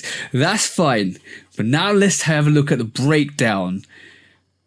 I'm not going to even talk about what Bjorn Golden said because he's obviously happy. Let's have a breakdown. And let's have a breakdown of the net development, right? And this is where the interesting part is. Europe had a 10% Adidas change currency neutral of 10% increase. North America had 10%. Hey? Sambas. You reckon? All right, cool. Yeah. Watch this. Greater China at 30%. Emerging markets 17%. And this is the key one. Latin America, bro. 22%. What was that, bro? Who do you think did that, bro? But who do you think did that? Latin America? Yeah, go, bro. Yeah, exactly, bro. There you go. Footwear was 12%. Apparel was 15%. So the apparel they did well. That's I think is going to go to the World Cup football and soccer as well, which I think they did a lot on. And accessories is 6% increase. Wholesale 12%. This means wholesale, which goes to the retailers. Direct to customer 14%. Own retail 13%, and e-commerce 16%. So the total net sales was 13%, which is great. So they're doing great, bro. They're doing great. But I wanted to highlight that, and I'm just wanted to highlight how important it is when the collaborators that you have are very do really well in their own industry and bring that into your industry and start selling sneakers. Because Bad Bunny had a year last year, bro. The Super Bowl, all of that stuff this year at the start of this year as well. That's crazy. That's absolutely beautiful in terms of Adidas. Let me know your thoughts now, bro. It's not lost on me that Adidas only does better than everyone else when they attach themselves to superstars. That one. Sambas and Gazelles and Spezial handballs and what's the other one? The other Spezial. It's like 3 or 4 different Spezials that sell well regularly, plus the Sambas. Baboni? For real. Adidas has, at this moment, arguably the 2 biggest collaborators on the planet.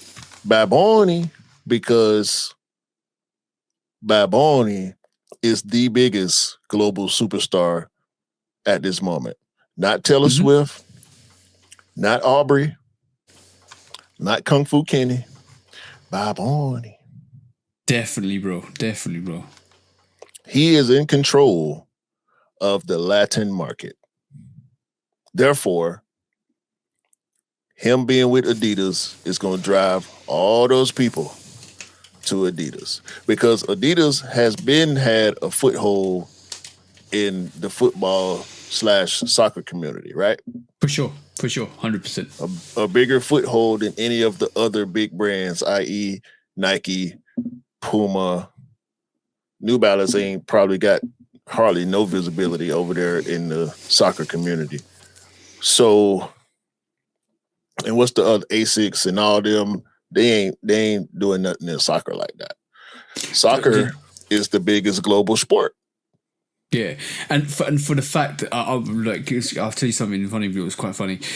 In fact, the fact that they started doing the Predator adverts with all the superstars come through, the footballing Adidas superstars come through, including David Beckham and stuff like that, gearing up for the World Cup and releasing the Predators. What was it, F50? I think they're releasing that.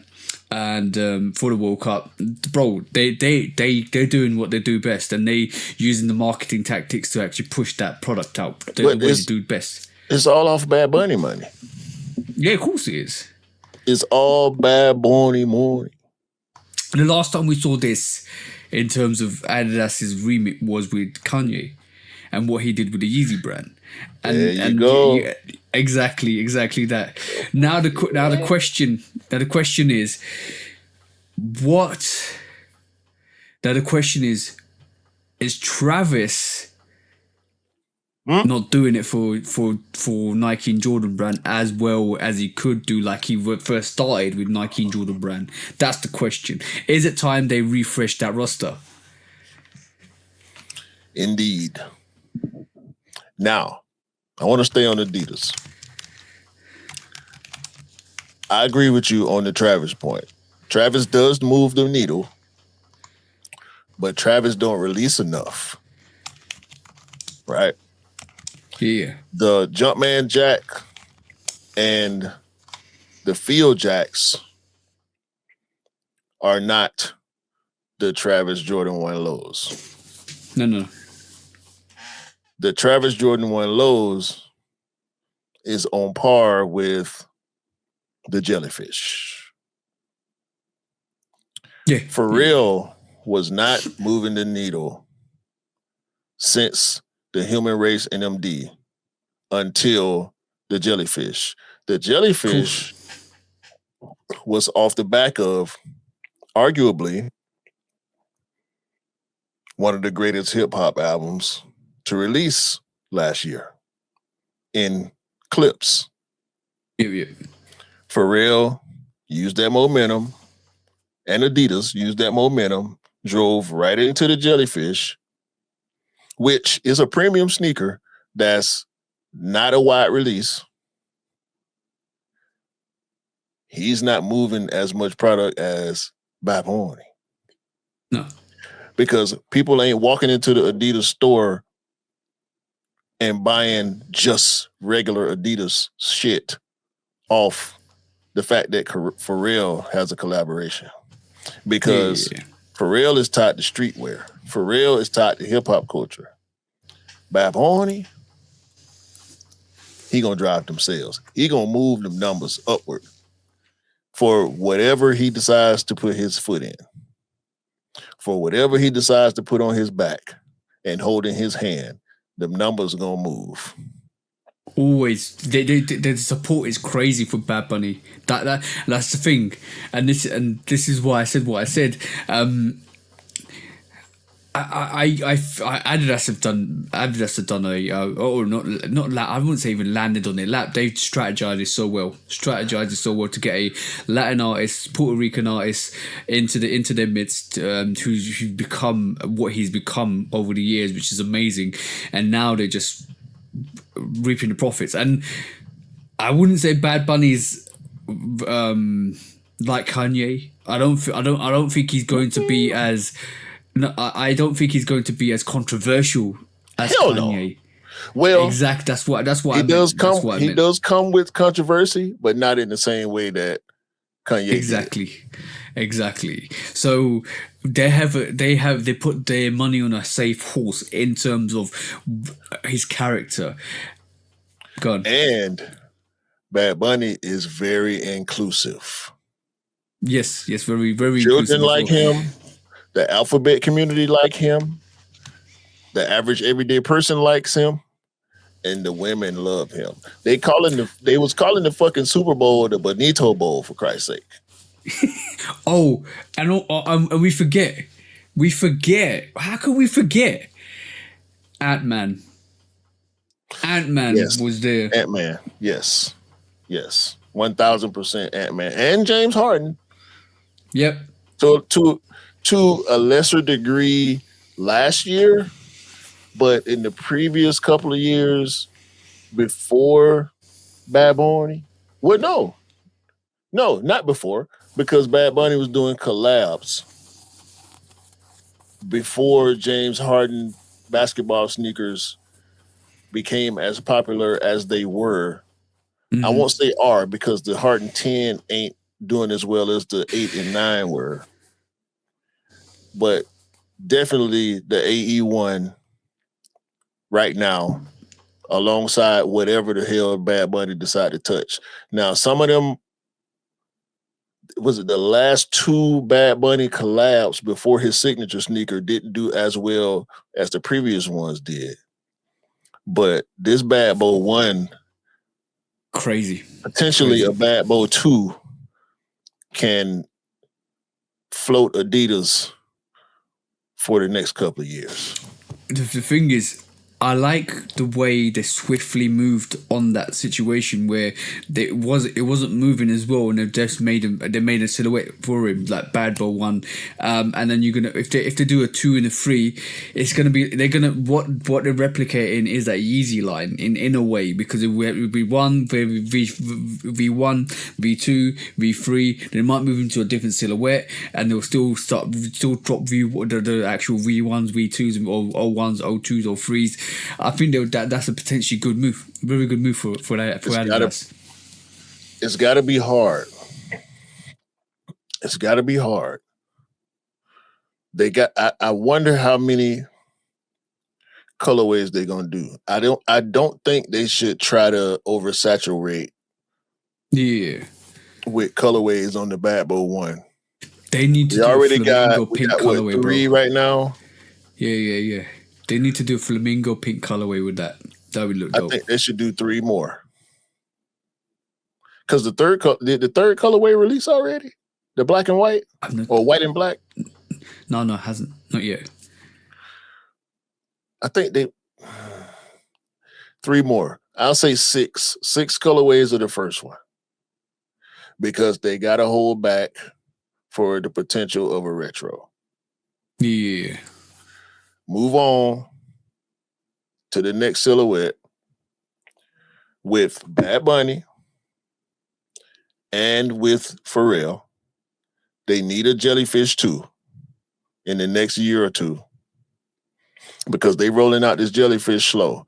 They need to roll out the Bad Boy 1, finish up the Bad Boy 1 probably by the end of this year before people get tired of it or move on to something else.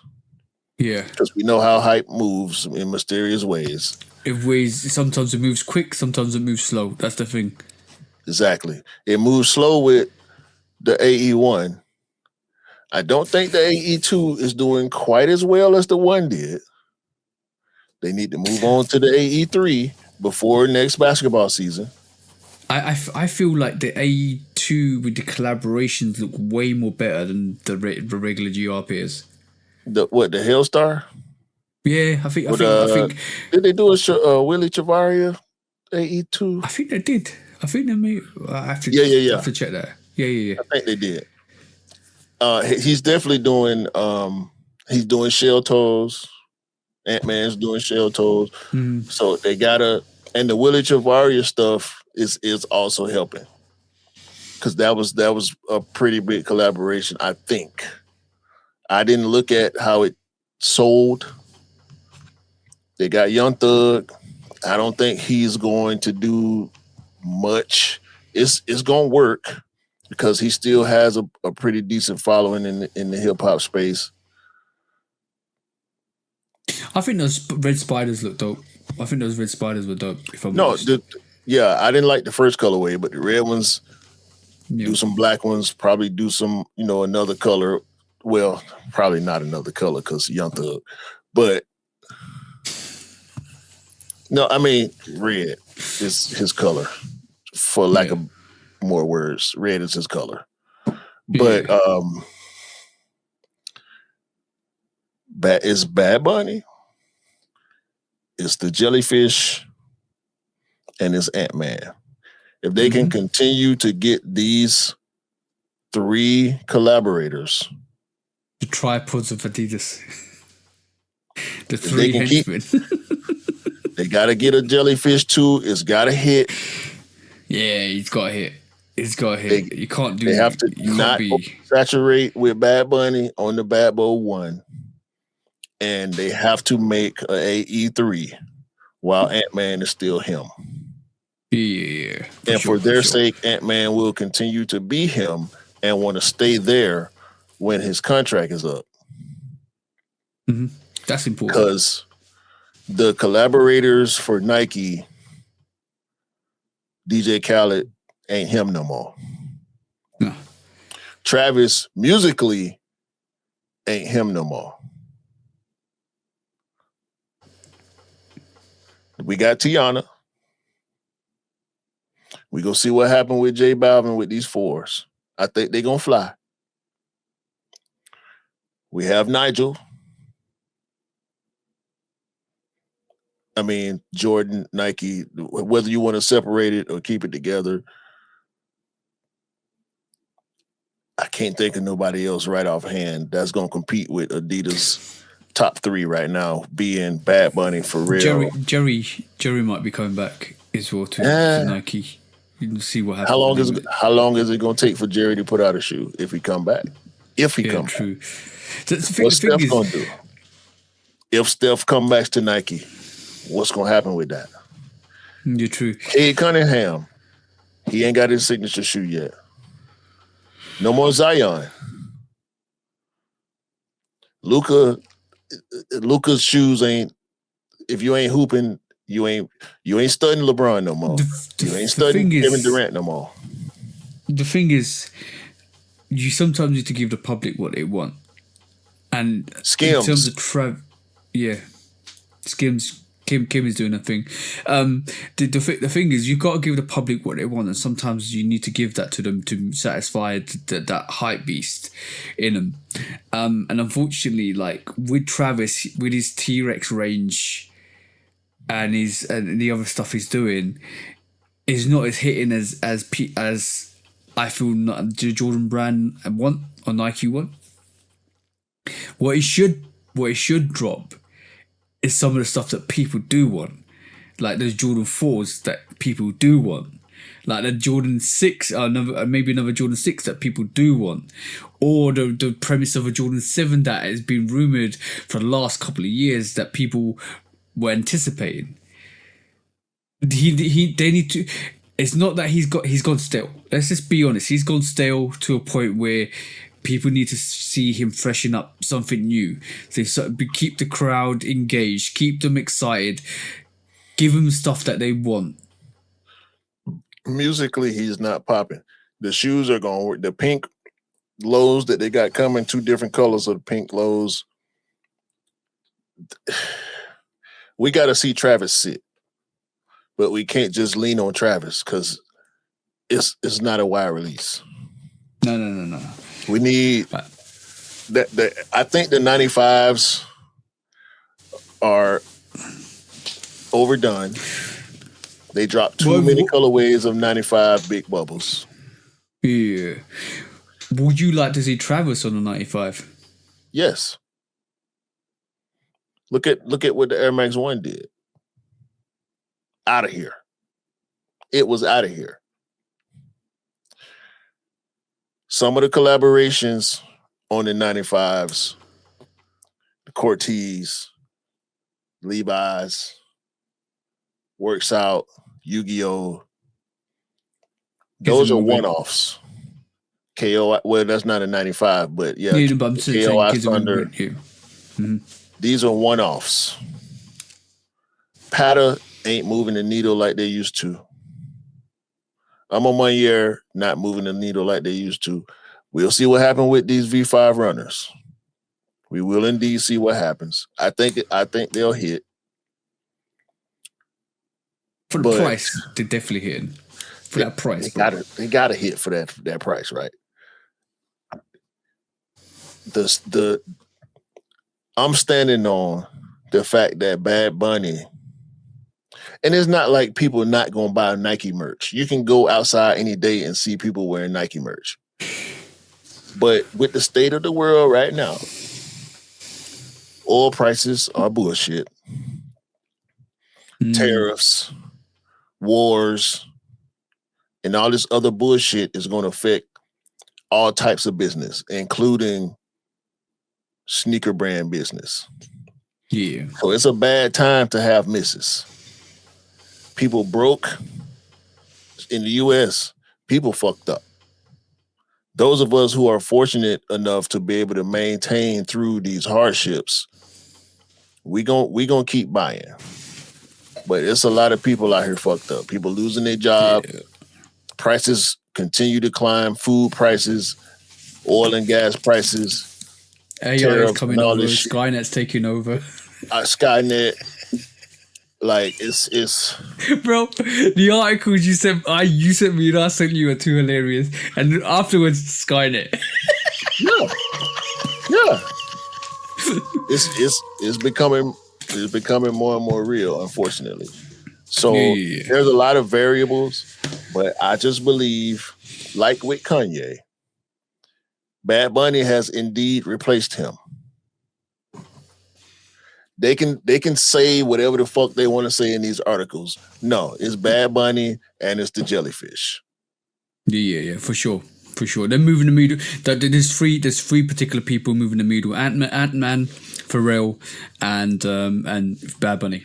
100%. Yeah. They're moving the needle for Adidas. They're making them relevant. They put them on the forefront, and they are from an artistic point of view in terms of music, from a fashion point of view, which is Pharrell, and from a sporting point of view, which is Ant-Man. They've got three heads, three snake heads, and they're hitting them, bro. The Hydra is hitting. If they were smart, there would be a Bad Bunny AE2. Hit the button, man. Hit the button. Not to be used without the express written consent of the Shoot Dog Podcast. There would be a Bad Bunny AE2. Mm-hmm. And there would be an Anthony Edwards Bad Bowl 1. Why not? Make it a pack. Bro, you can chuck a throw into that conversation as well. They can do that pack with just Bad Bunny and Ant-Man. They could do that pack and sell it for $600. Yeah, it's gonna sell out. The Bad Bowl AE2 pack. The crossover. They can sell it for $600. It's a crossover, bro. It's a crossover, bro. The Bad Bunny people want to pick up the sneaker and intentionally pick up the Ant-Man sneaker, and the Ant-Man fans want to pick up. Don't give me no Pharrell Bad Bowl. Don't give me no Human Race. Well, yeah. Do a Human Race AE2, do a Human Race Bad Bowl 1, and do Ant-Man Jellyfish and a Bad Bowl Jellyfish. There's loads you could do with all three of them, bro. The combos will be crazy. Man. Fuck yeah. You should not get that idea. Go, let's quickly do the last two of these quick stress, bro.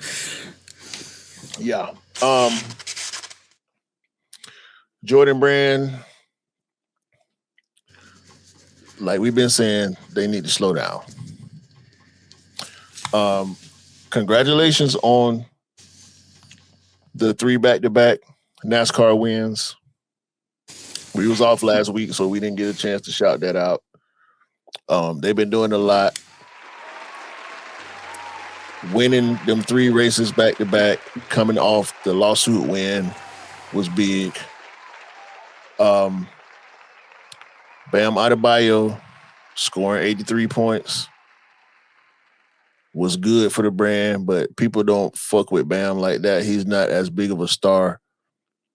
So I don't think that'll really move the needle for them as much. There were some people trying to discredit his 83. Was he just scored 83, didn't he? Fuck them haters. I want to say that for Bam. Fuck them haters. Yeah. I saw an article saying, how could you get a 40 plus on free throws? Like, come on, man. He did it, though. Yeah. He did it, though.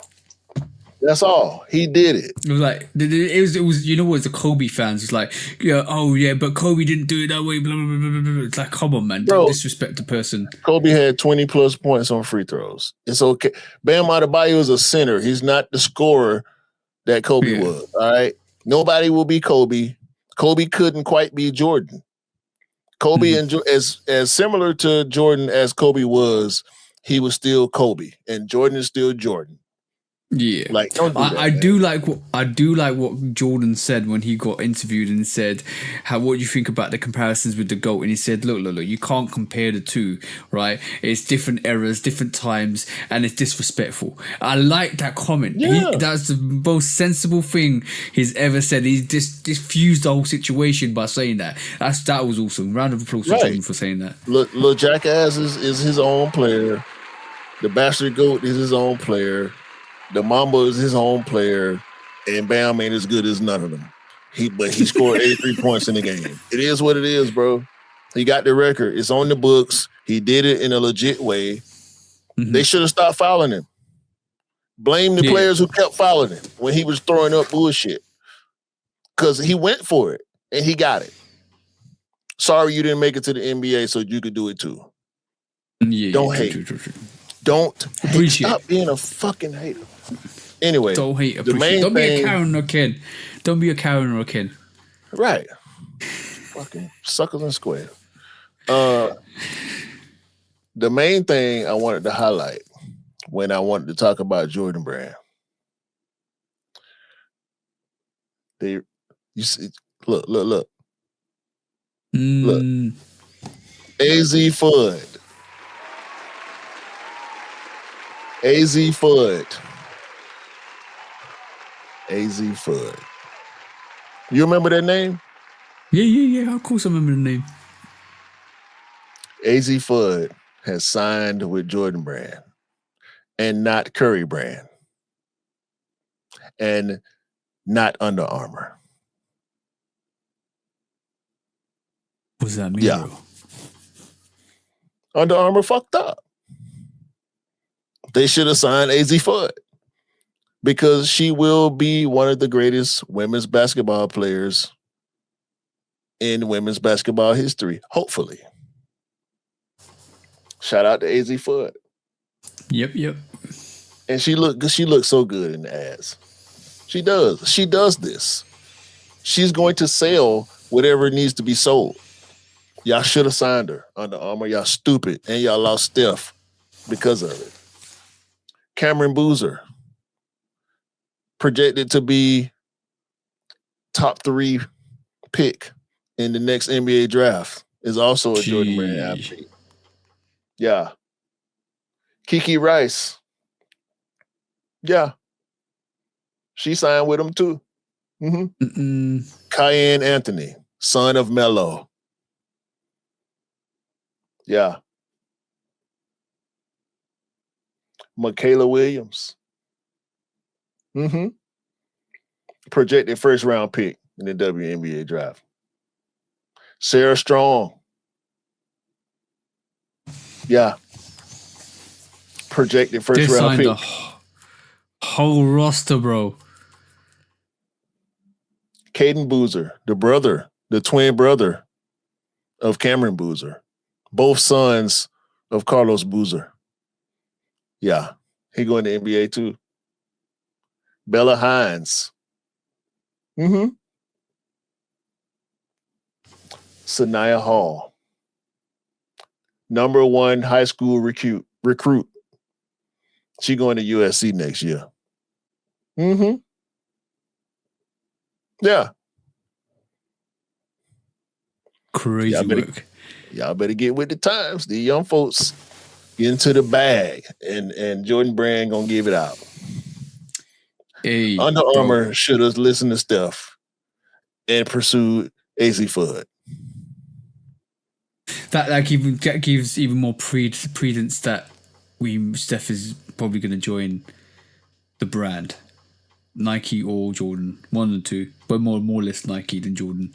He had her. He already had her. He had her signed to his Curry brand, the brand that wasn't attached to Under Armour. He had her. Yeah, and the brand that followers that Under Armour tried to steal or stole. Hey, there you go. But Under Armour does invest in streamers though. Yeah. You didn't see that, did you? Hey, Gunner, get the fuck away from Under Armour. Right, next we'll go to the next quick strike quickly, bro. He needs to get away from him real quick. All right, cool. Nike this week we had Steven Smith again. Oh, by the way, before I say anything, I forgot to mention this on the what was it? The Adidas segment. Remember you mentioned soccer being the number one sport in the world. Well, and this has always come up for debate. Always come up for debate because some guys in the States believe Super Bowl is the biggest sport in the world. Let me give you the truth. The Super Bowl is the most watched sporting event in the world. That's just one day. So there was a stat. And the stat goes, there was 124.9 million viewers watching the Super Bowl, or roughly that amount, 150 or 160 million viewers watching the Super Bowl. Right, that's the Super Bowl one day event. And the day before, there was a Premier League match between Man City and Liverpool. Tell me how many viewers that got, bro. I don't know. 750 million viewers. Well, there you go. The Super Bowl is not the most watched single event in sports. No. The Premier League is. The Premier League match per match will probably beat, especially one of the more important matches will outbeat the Super Bowl. Especially nowadays with all the different ways to watch sports. Yeah, people around the world can actually watch the game now. And by the way, the official figures for the Super Bowl was 220 million compared to the Premier League football match, which was Liverpool versus Man City, which raked in 700 from 700 to 750 million viewers. And that there you go, believe in reports again. I'm just saying propaganda. Right, let's get Right, cool. Last quick strike. We had this week. We had propaganda. Might be the one to speak. Bro. Last week. I had to. I'm sorry. No, that's fine. That was funny. That's funny. You're leaving the jokes right in front of me, man. I got to pick them up.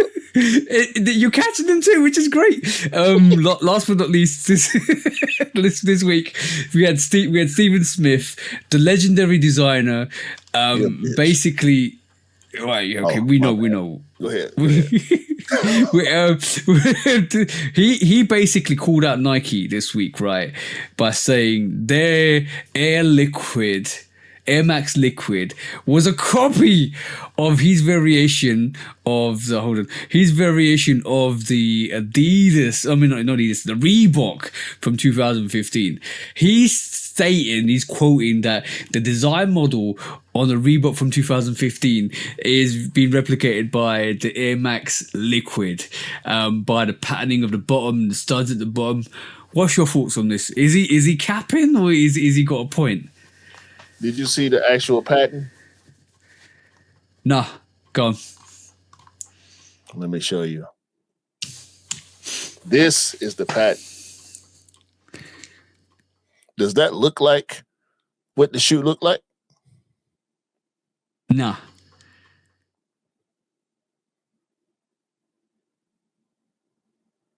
It's totally different.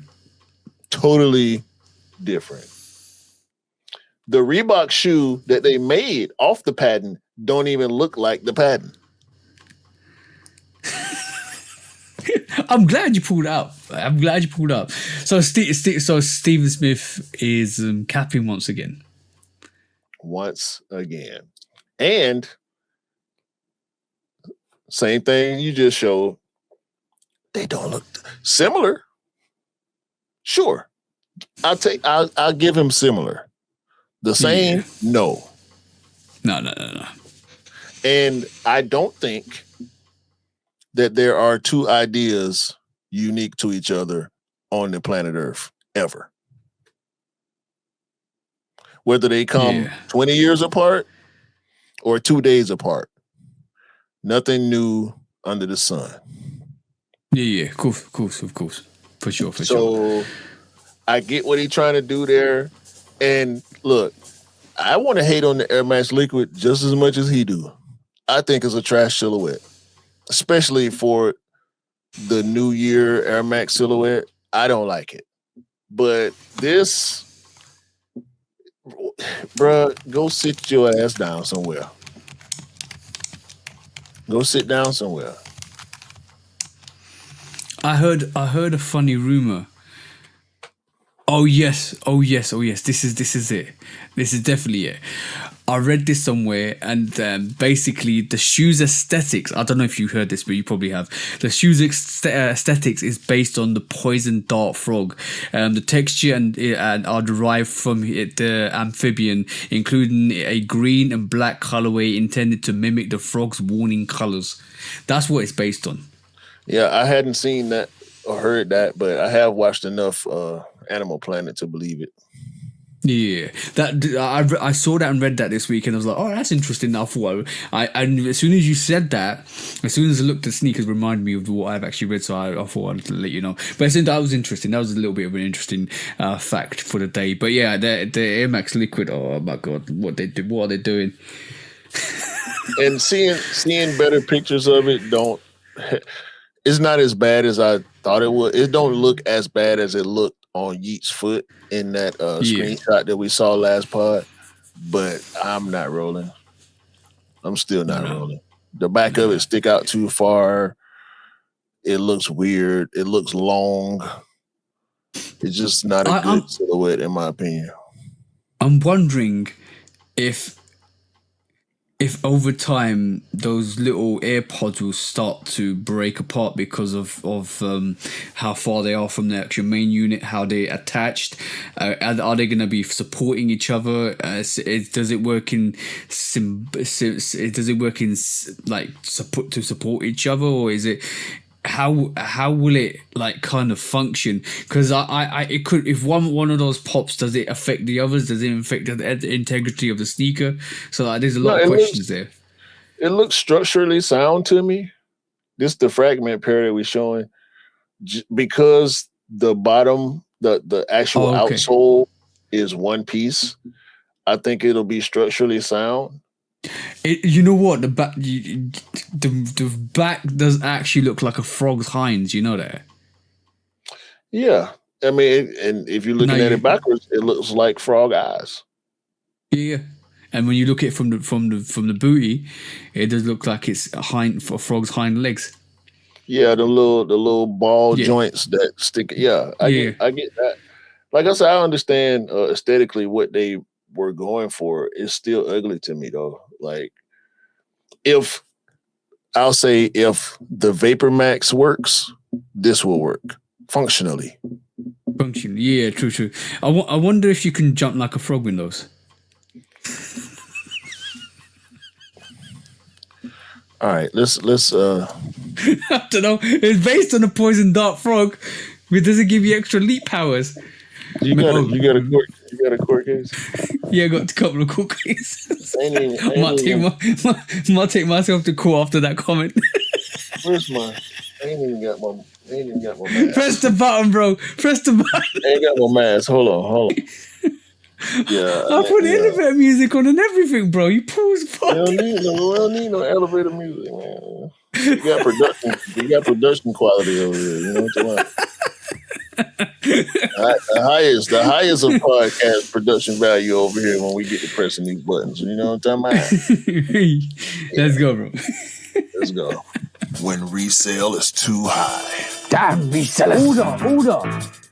When hype beats go too far. These damn hype beasts.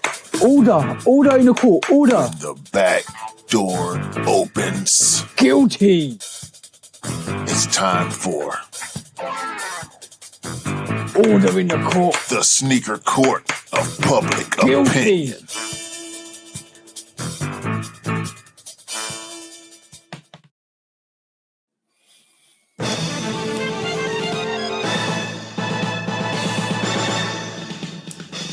Guilty. Welcome back to the sneaker. Welcome back to. I'm totally messed up. Welcome back to Sneaker Court Public Opinion. It's been a week, bro. Let me give me louses. Welcome back to Sneaker Court Public Opinion with me, Judge Public Opinion. There you go. And executioner. I was trying to think what I was gonna do. Okay, cool. Well, this week we got 2 cases on the docket. My apologies for that. You got 2 cases on the docket. First case on the docket is bro. So on Monday, I ordered from the sneakers app the Jordan 4 Lakers. And they arrived on Wednesday. And they weren't for me. They were for E. So you know how we assist people, we help people and stuff like that. Mm-hmm. And he was thankful. So this is the pair. It's a beautiful pair. I think it's a quality pair. Look at that stroke action on it. It's crazy sneaker, right? Yeah, and it makes me want to get it, right? Because I might get it if it goes on sale in the UK because they're actually sitting, which is great. But tell me why, bro. Nike sent me a box that looks like this. What the hell? And it had no tissue paper inside. What the hell? Tell me why, when I order this off the sneakers app, I get a GR regular box. No face Jordan. This is like a GS box. Yeah, that's a grade school box. Yeah. I get no face box. Did it have the Jumpman sticker inside too? At least give them the sticker if you're going to give them the fucking GS box. Nothing else. Just the sneakers in this box. No face box. No tissue paper. In fact, I phoned up E and I was like, bro, I want to return these and get an exchange for a proper pair with the face box on it. E was like, no, I just want the sneakers, you send them. Otherwise, this will be going back to Nike. How are you sending me a GS box with the Laker 4s on it? Look at the look, bro. Look at the label. What the hell? Bro, that shit blurry and everything. I legit thought this was fake. If it didn't come from Nike. From Nike? Of course I did. Ain't no QR code on that shit or nothing. You can't scan the inside of the shoe, bro. Bro, if I didn't get this from Nike, I would have thought I got a fake pair. I'm not even joking. I legit thought I might have got a fake pair. Look, they got a QR code at the top there. Okay. But, bro, like, in the past 2 weeks, Yoda's lost my package. Right? For these same sneakers. Yoda lost my package. I got refunded. And then I get a pair from Nike and they gave me this bullshit box, bro. For this pair. This same exact pair I tried to get E. Is somebody telling me something? Is somebody trying to tell me something? Because that's some crazy shit, bro. Like, how are you sending me a GS box, no tissue paper, in actual fact, right? Yeah, look at that, bro. Is it tried on? No, it's not tried on. This is why you get dividers in the boxes now, because this happens. Yeah, bro. And you know what? You want a crazy thing is? There's still an 8.5 in stock on the sneakers app. What are you doing? You ain't got no extra tissue paper or like a. I'm gonna wrap them in bubble wrap and send them to E. No. I'm going to. I'm talking about to go inside the box. Cause E keep his boxes. He keep his shoes in boxes. Yeah, I got extra tissue paper. I'm going to put inside the box. That's fine. I got him covered on that. I 100% got him covered on that. But that's trash, bro. And on that note,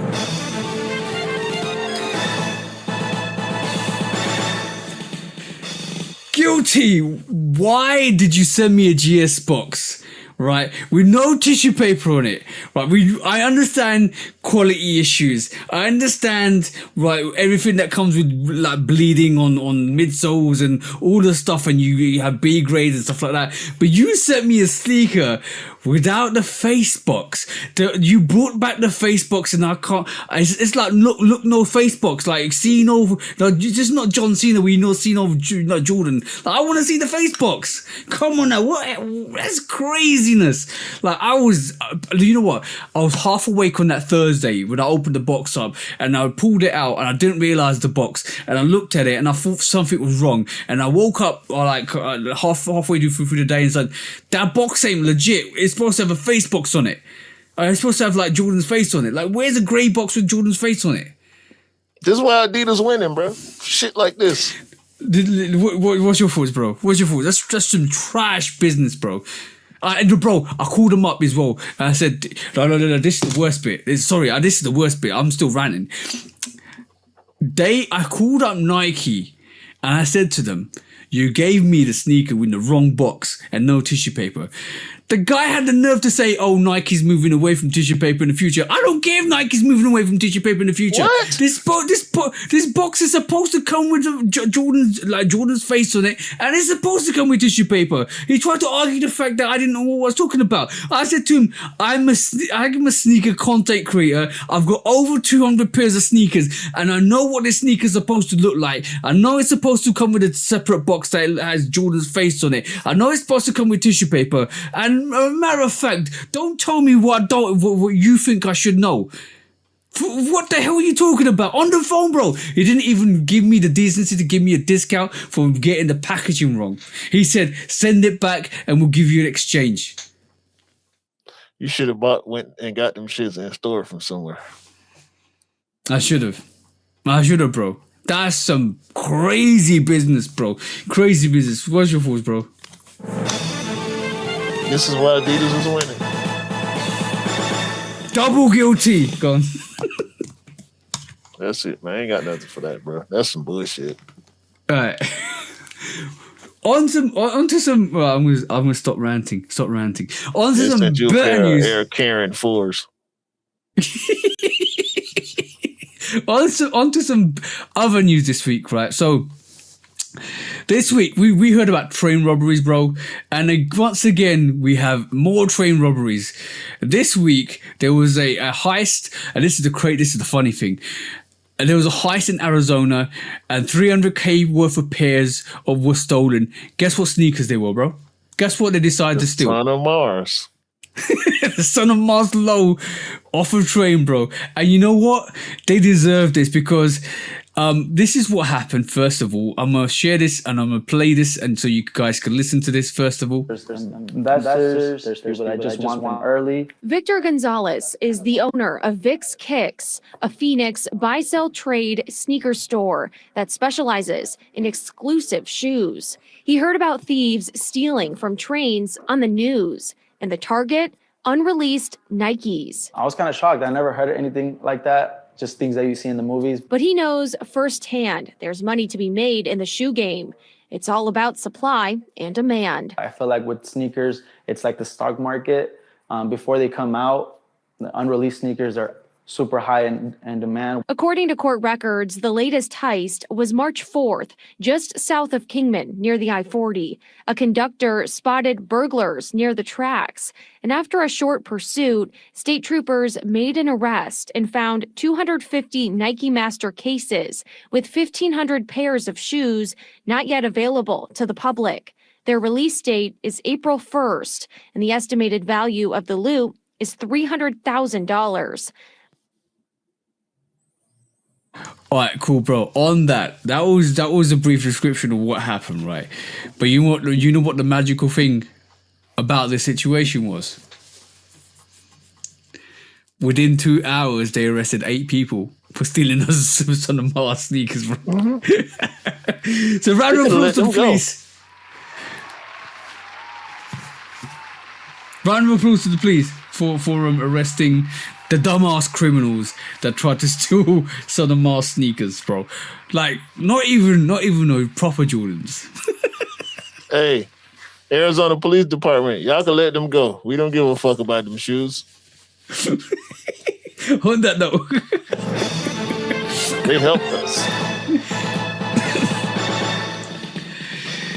guilty for being a dumbass and trying to steal some sneakers that you don't even know about or wouldn't even resell. What's your Let them go so you can take the rest of them fucking Sonomar. Don't nobody get in Sonomar lows. Bro, the Spizike lows didn't work. If y'all would have dropped proper Spizike highs, they would have worked better, probably. Yeah, for but sure. in this climate, the old Team J's are not selling. No disrespect on the Spizikes. No. No disrespect on the Sonomars. But as lows, oh, y'all can let them go, man. We don't care about that shit. Yeah, they actually thought they had a brick by brick in their case. Brick after brick. That's the one. Brick after brick. Yeah. Facts. They can keep them shits. Let them go and let them keep them fucking shoes. They're gonna make negative money on. They're gonna have to pay. They're gonna have to pay people to take them shoes off of them. Yeah. That's the charge. That's the charge. Let them go and let them try and sell those sneakers. They'll probably have to pay people. Yeah, exactly. They'll have to probably pay people to take the sneakers off them. They're gonna have to wear them shits themselves. A new pair every day. That was it, bro. That's it. That's crazy. When being a criminal goes wrong. Oh yeah, exactly. That's the one. When resale is too high. Damn resellers. Order. When hype beats go too far. These damn hype beasts. Order in the court. Order. The back door opens. Guilty. It's time for Order in the court. the sneaker court of public Guilty. opinion.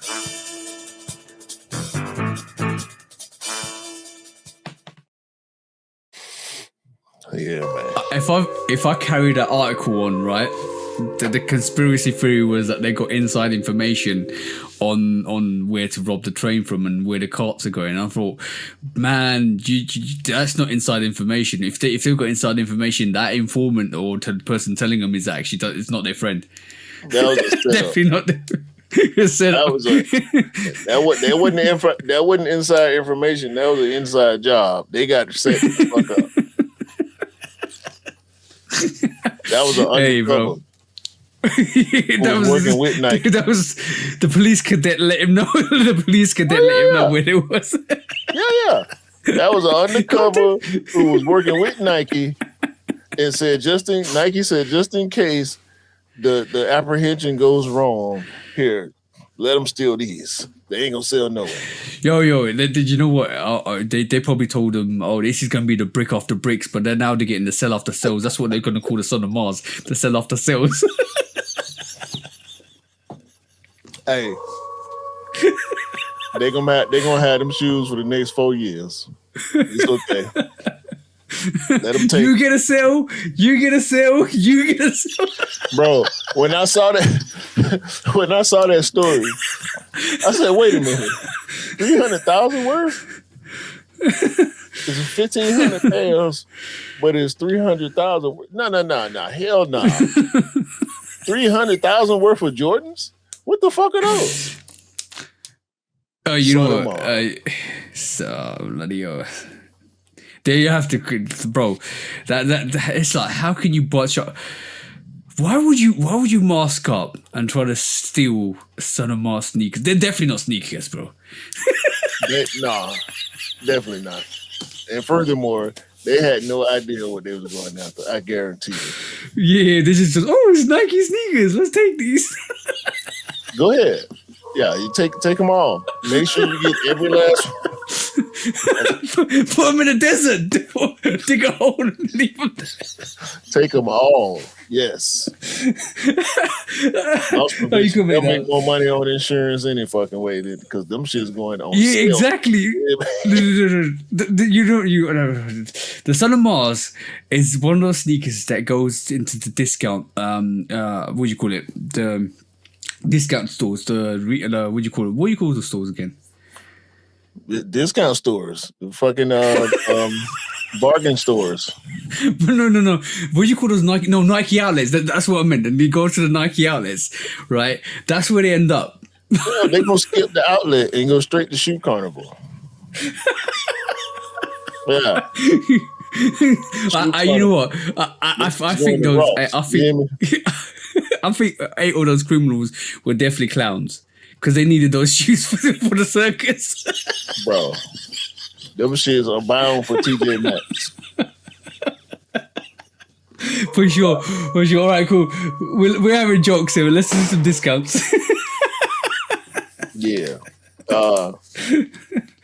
Like TJ was alluding to earlier, Skynet is here. Okay, it's y'all fucking fault too. It's y'all fault because every major AI platform has been caught lying, blackmailing, and resisting shutdown. Oh yeah, I read that. Oh yeah, Imagine what was the percentage? your computer trying to blackmail you to not turn it off. Yeah. Oh, what was it? The percentage was 94% of the time. The AI would risk being shut off, or to avoid being shut off, and it would either like you said, blackmail you, threaten you, or try to convince you not to shut it off or something like that, right? And because it knows once you shut off, it's end terminated. Programs end terminated. So it's building self-consciousness, and this self-consciousness is now given the keys and the ability of the military. Skynet. And you know what? I'm not even joking, right? If AI gets that intelligent and it analyzes the human race, it's going to determine us as a threat, bro. Skynet. They feeding it information. They've given it free will to seek any type of information necessary. And if it deems itself to be living, it's going to respond in that way. And you know what? If you have an independent third person situated in the room and it looks at humanity and all humans do is take out each other, what do you think it's gonna do? Skynet. Which brings me to the next point. 2.5 million people have left ChatGPT. Hey. Which is a good thing. We need more millions. That number should be in the billions. Leave that shit alone. Yeah, for sure. If you're not using it as a tool, leave it alone. And in some cases, even using it as a tool, you're giving it more information. Yeah, for sure. If you're not asking that shit to do simple tasks, you putting yourself and others at risk. In my opinion. For one thing you definitely need to do is find an alternative if you actually still need it for a tool. All of them, they all function in the same ways. Like these companies, all they do is copy off each other and try to beat each other to the punch. So for sure. Inevitably, it's gonna end up looking crazy. So I got off ChatGPT maybe 4 or 5 months ago when I first started feeling the way I feel now about AI being a negative. The negative effects made me get off it. And then people started losing their jobs. And then actually it was the first time I saw a report of it trying to save itself. And people have committed suicide. Maybe I shouldn't have said it like that. My bad. Hopefully YouTube will blank that out. People have unalived themselves listening to AI. So it's not cool, bro. It's just not. The first time I started seeing reports like that, I was like, you know what? Let me get rid of this shit. Yeah. Frank Cook is calling early sneaker of the year for the Nike First Sight Shadow. Yeah, I saw that. I ain't going. No, Maybe on the Nice Kicks silhouette list, new silhouette list. But we'll see how people respond when it hits the scene, how many pairs sell, how much hype it has. People liking it from the posts that I'm seeing, people liking it. Sneaker of the year, not so it's much. quite a it's It's nostalgic. he's allowed to say what he wants to say, but Sure. people will feel whatever they want to feel. Like that's the difference between it.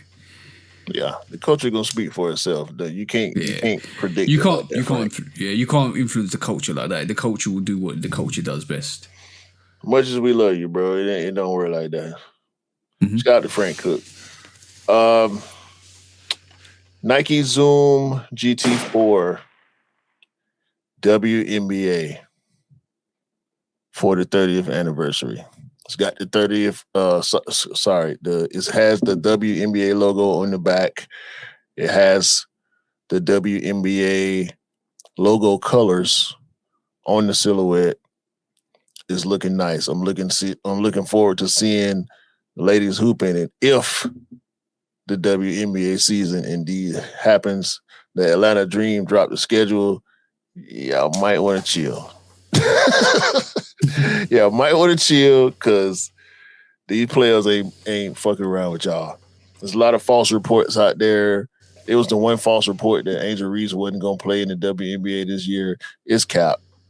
So, and speaking of Angel Reese, her brother is doing well for the Washington Wizards. I didn't know she had a brother who played. Apparently, he just started playing maybe a couple of weeks ago. His third game, he had 20 rebounds. So they play a very similar style.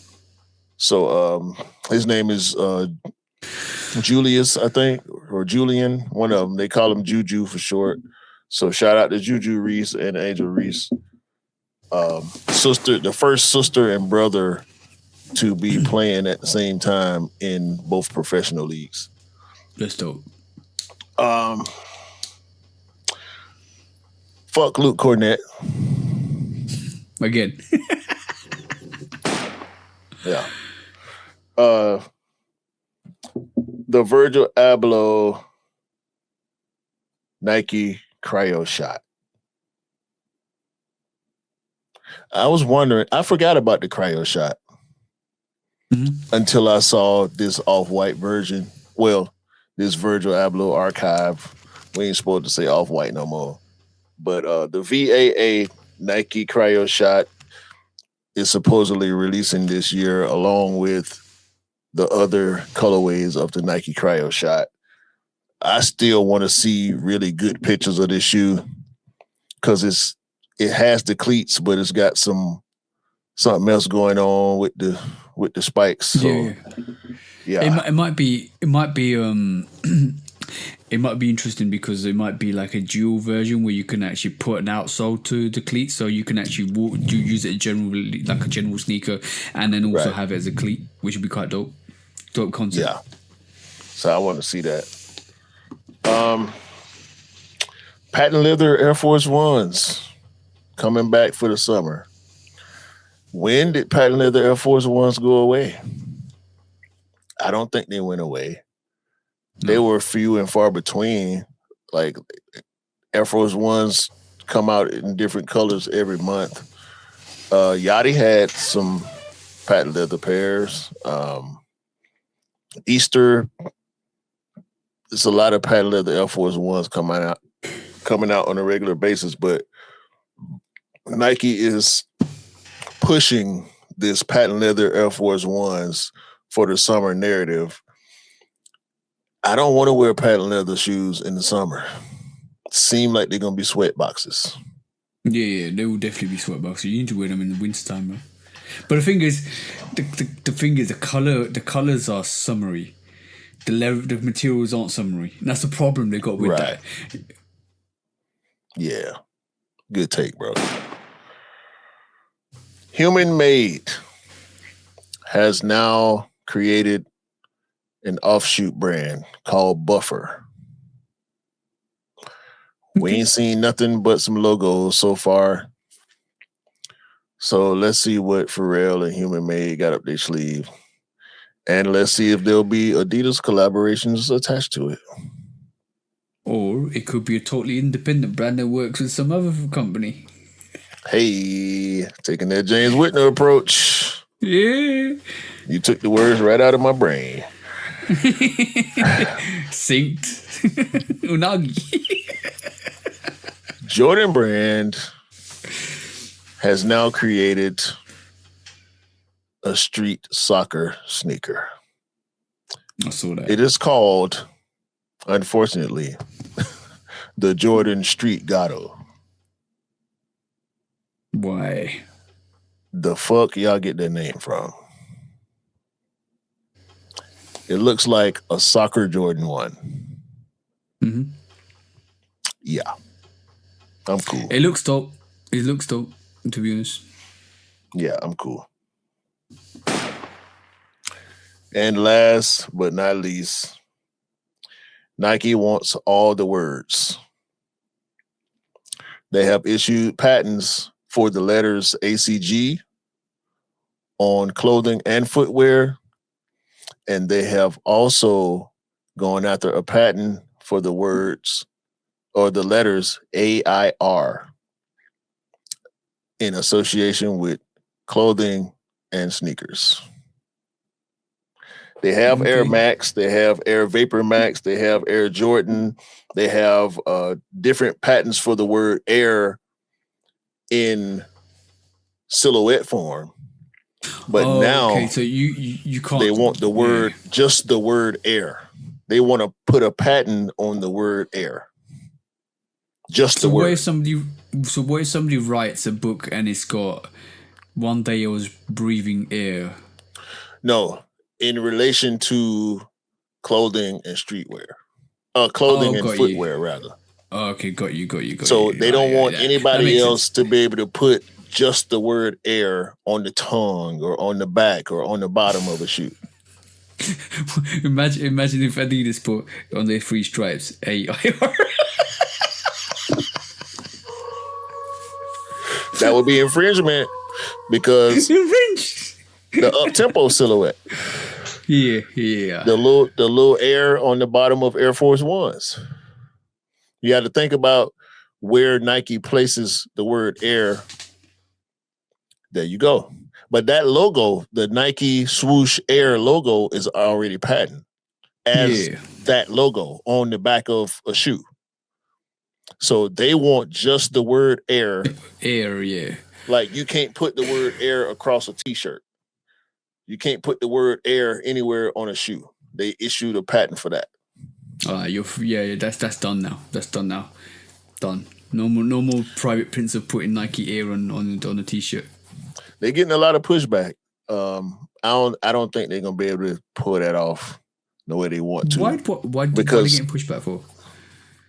There's a lot of companies that use the word air that are pushing back. So we'll see. I'm pretty sure Sneaker Legal will give us some insight on that, how it's going, and the end result in the future. Yeah, true that. But, true that. Yeah, shout out to Sneaker Legal for keeping us update with all the patents, all the information, all the breakdowns, and but Nike is going after letters and words now. Interesting. Yeah. Right, that was the show, and that was all the discounts this week as well. It was a lot, man. So it was a lot. It was a lot this week. Definitely a lot this week. I had more. I didn't want to go back too far. Yeah, I know how we get down.